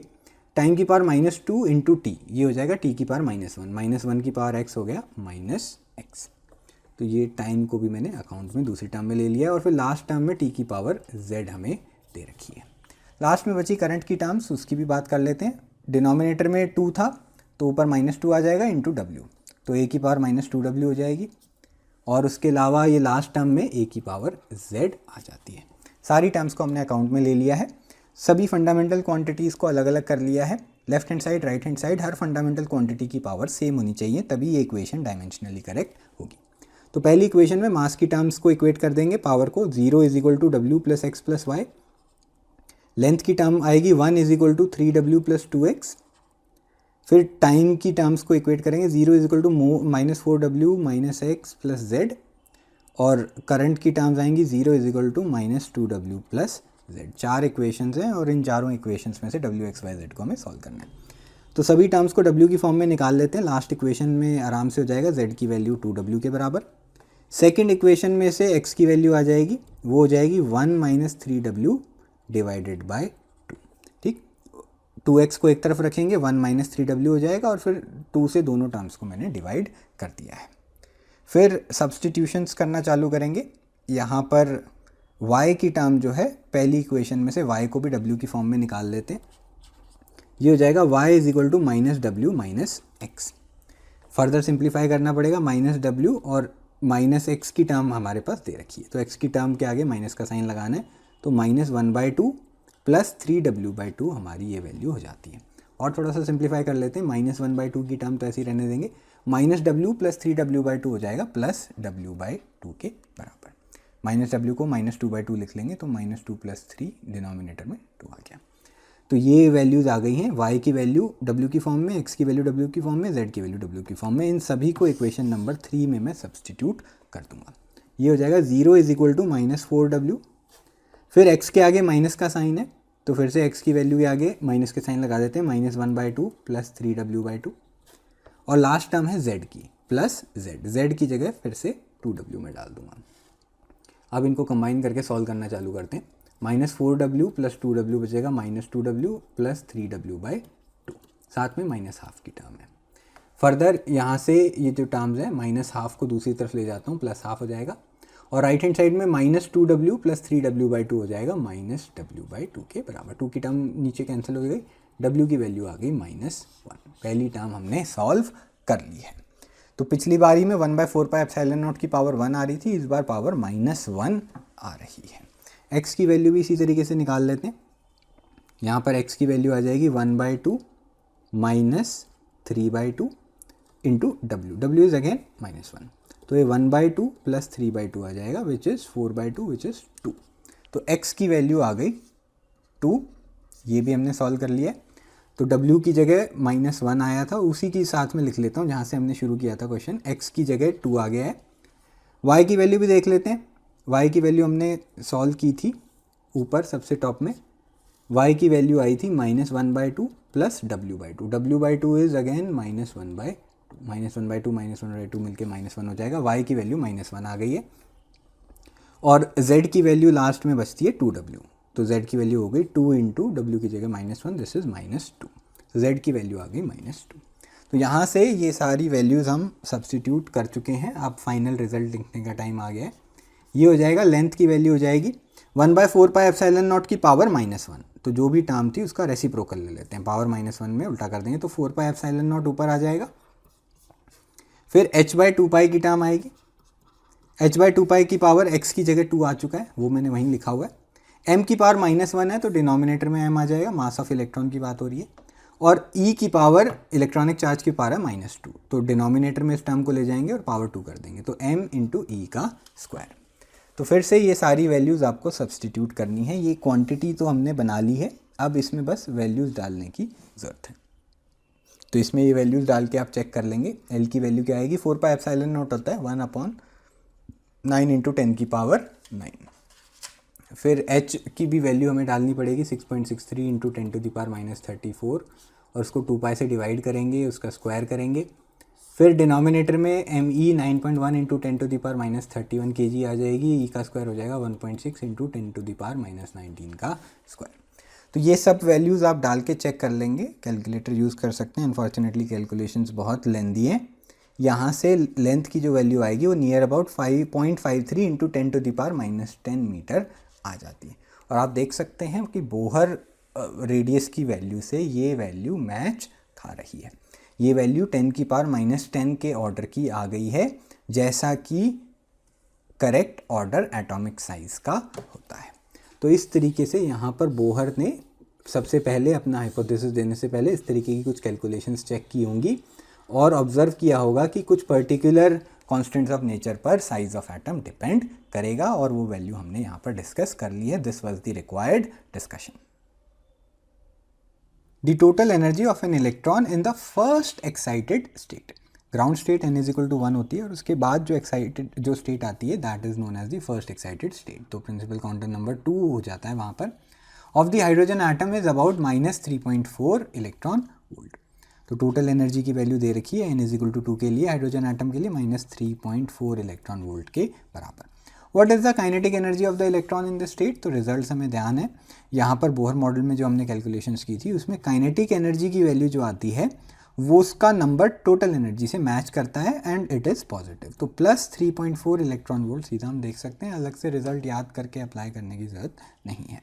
ये पार्ट हो गया। बी पार्ट में what is the potential energy of the electron. Potential energy की बात की गई है। पोटेंशियल एनर्जी के रिजल्ट क्या आता है, टोटल एनर्जी की तरह पोटेंशियल एनर्जी की वैल्यू नेगेटिव आती है और उसकी जो वैल्यू है, नंबर जो एसोसिएटेड है वो टोटल एनर्जी का डबल हो जाता है। तो 3.4 का डबल हो जाएगा 6.8 इलेक्ट्रॉन वोल्ट। ए और बी पार्ट के आंसर्स को ऐड करोगे तो वापस टोटल एनर्जी की टर्म आपको मिल जाएगी। सी पार्ट की अब हम बात करेंगे। तो सी पार्ट में क्या दिया, which of the answers would change if the choice of zero of the potential energy is change. तो पोटेंशियल एनर्जी रेफरेंस पे डिपेंड करती है कि कहाँ पर हमने जीरो सेट किया हुआ है। ये जो सभी रिजल्ट्स हैं इसमें हम पोटेंशियल एनर्जी एट इन्फिनिटी इसको ज़ीरो हम सेट करके रखते हैं, जैसा हमने फर्स्ट और सेकंड चैप्टर में भी डिस्कस किया था। तो अब यहाँ पर अगर आप ज़ीरो का रेफरेंस चेंज कर देंगे तो पोटेंशियल एनर्जी की value will change. Kinetic energy की टर्म में रेफरेंस नहीं आता है तो kinetic energy will remain the same. तो ये तीनों पार्ट्स हमने डिस्कस कर लिए। These were the correct answers. If Bohr's quantization postulate, angular momentum को क्वांटाइज हम करते हैं mvr = nh/2π। If it is a basic law of nature it should be equally valid for the case of planetary motion also. तो जिस तरीके से proton electron के around orbit करता है और उस पर हम बोहर मॉडल अप्लाई करते हैं, बोहर का पॉस्टुलेट, उसी तरीके से जब प्लैनेट सन के अराउंड ऑर्बिट करते हैं तो उनके ऊपर भी ये क्वांटाइजेशन का पॉस्टुलेट वैलिड होना चाहिए। तो फिर हम ऑर्बिट्स ऑफ प्लैनेट्स के केस में क्वांटाइजेशन की बात क्यों नहीं करते हैं। तो यहाँ पर ऑफ कोर्स ये बेसिक लॉ ऑफ नेचर है और ये प्लैनेट्स के लिए भी वैलिड होता है, बट उसका डिस्कशन इंपॉर्टेंट क्यों नहीं है ये मैं कुछ कैलकुलेशन करके आपको समझाता हूँ। तो यहाँ पर सन और अर्थ का जो सिस्टम है उसको डिस्कस करते हैं। तो सन के अराउंड अर्थ ऑर्बिट कर रहा है और मास ऑफ अर्थ जो है स्मॉल m में ले लूँगा, मास ऑफ सन के लिए कैपिटल M सिंबल मैं यूज़ करूँगा और रेडियस ऑफ ऑर्बिट को 1 एस्ट्रोनॉमिकल यूनिट बोलते हैं, 1.5 इंटू 10⁻11 मीटर्स। तो इसके केस में हम क्या करेंगे, यहाँ पर प्लानिटरी मोशन में जो अर्थ को नेसेसरी सेंट्रिपिटल फोर्स मिलेगी that will be due to gravitational force of attraction. तो अर्थ और सन के बीच में जो ग्रेविटेशनल फोर्स ऑफ अट्रैक्शन है Gmm/r², उसको mass into centripetal acceleration mv²/r से हम इक्वेट कर देंगे। ये हमारे पास पहली इक्वेशन आ जाती है। और अर्थ जो सन के अराउंड रोटेट कर रही है, रिवॉल्व कर रही है, उसके लिए एंगुलर मोमेंटम mvr को क्वांटाइज कर देंगे। तो mvr की वैल्यू हो जाएगी nh/2π। अब अर्थ के ऑर्बिट का रेडियस और ये सब मासेस की वैल्यूज़ हमें मालूम है, तो इनकी हेल्प से हम n की वैल्यू सॉल्व करके देखेंगे कि n की वैल्यू इस तरीके से आती है कि उसका क्वांटाइजेशन के पॉइंट ऑफ व्यू से डिस्कशन करना ज़रूरी नहीं बचता है। तो इन दोनों इक्वेशंस को साइमल्टेनियसली हम सॉल्व कर लेते हैं। पहली इक्वेशन में m स्मॉल m की टर्म दोनों तरफ कैंसिल कर देंगे, एक r की टर्म कैंसिल हो जाएगी। तो यहाँ से पहली इक्वेशन में v² की वैल्यू आ जाएगी कैपिटल G कैपिटल M/r। तो v की वैल्यू हो जाएगी रूट के अंदर कैपिटल Gm/r। इसको अब मैं दूसरी इक्वेशन में सब्स्टिट्यूट कर दूंगा। तो यहाँ पर दूसरी इक्वेशन में अगर मैं n की वैल्यू निकालना चाहता हूँ तो 2π की टर्म mvr से मल्टीप्लाई हो जाएगी और h की टर्म डिनोमिनेटर में चली जाएगी। यहाँ पर फर्दर सब्स्टिट्यूशंस करना चालू करेंगे, n की वैल्यू हो जाएगी 2 पाई की जगह 3.14, स्मॉल m जो है दैट रिप्रेजेंट्स मास ऑफ अर्थ, तो इसको 6 × 10⁻24 kg हम अप्रॉक्सीमेटली ले लेंगे। इसके अलावा बाकी की वैल्यूज डालते हैं, डिनोमिनेटर में h की टर्म है वो आ जाएगी 6.63 × 10⁻−34। फर्दर v और r की टर्म हमारे पास आती है, v की जगह आप v × r की टर्म को डिस्कस कर लेते हैं अलग से। v की जगह √gm/r डालेंगे और इसको r से मल्टीप्लाई करना है, तो ये बाहर r की टर्म को रूट के अंदर आप ले जाओगे तो वी आर की वैल्यू हो जाएगी रूट के अंदर GMR²/r। तो रूट के अंदर GMR से VR को मैं सब्सटीट्यूट कर सकता हूँ, बेसिकली V की टर्म को मैं एलिमिनेट करना चाहता हूँ, रेडियस ऑफ ऑर्बिट हमें याद है।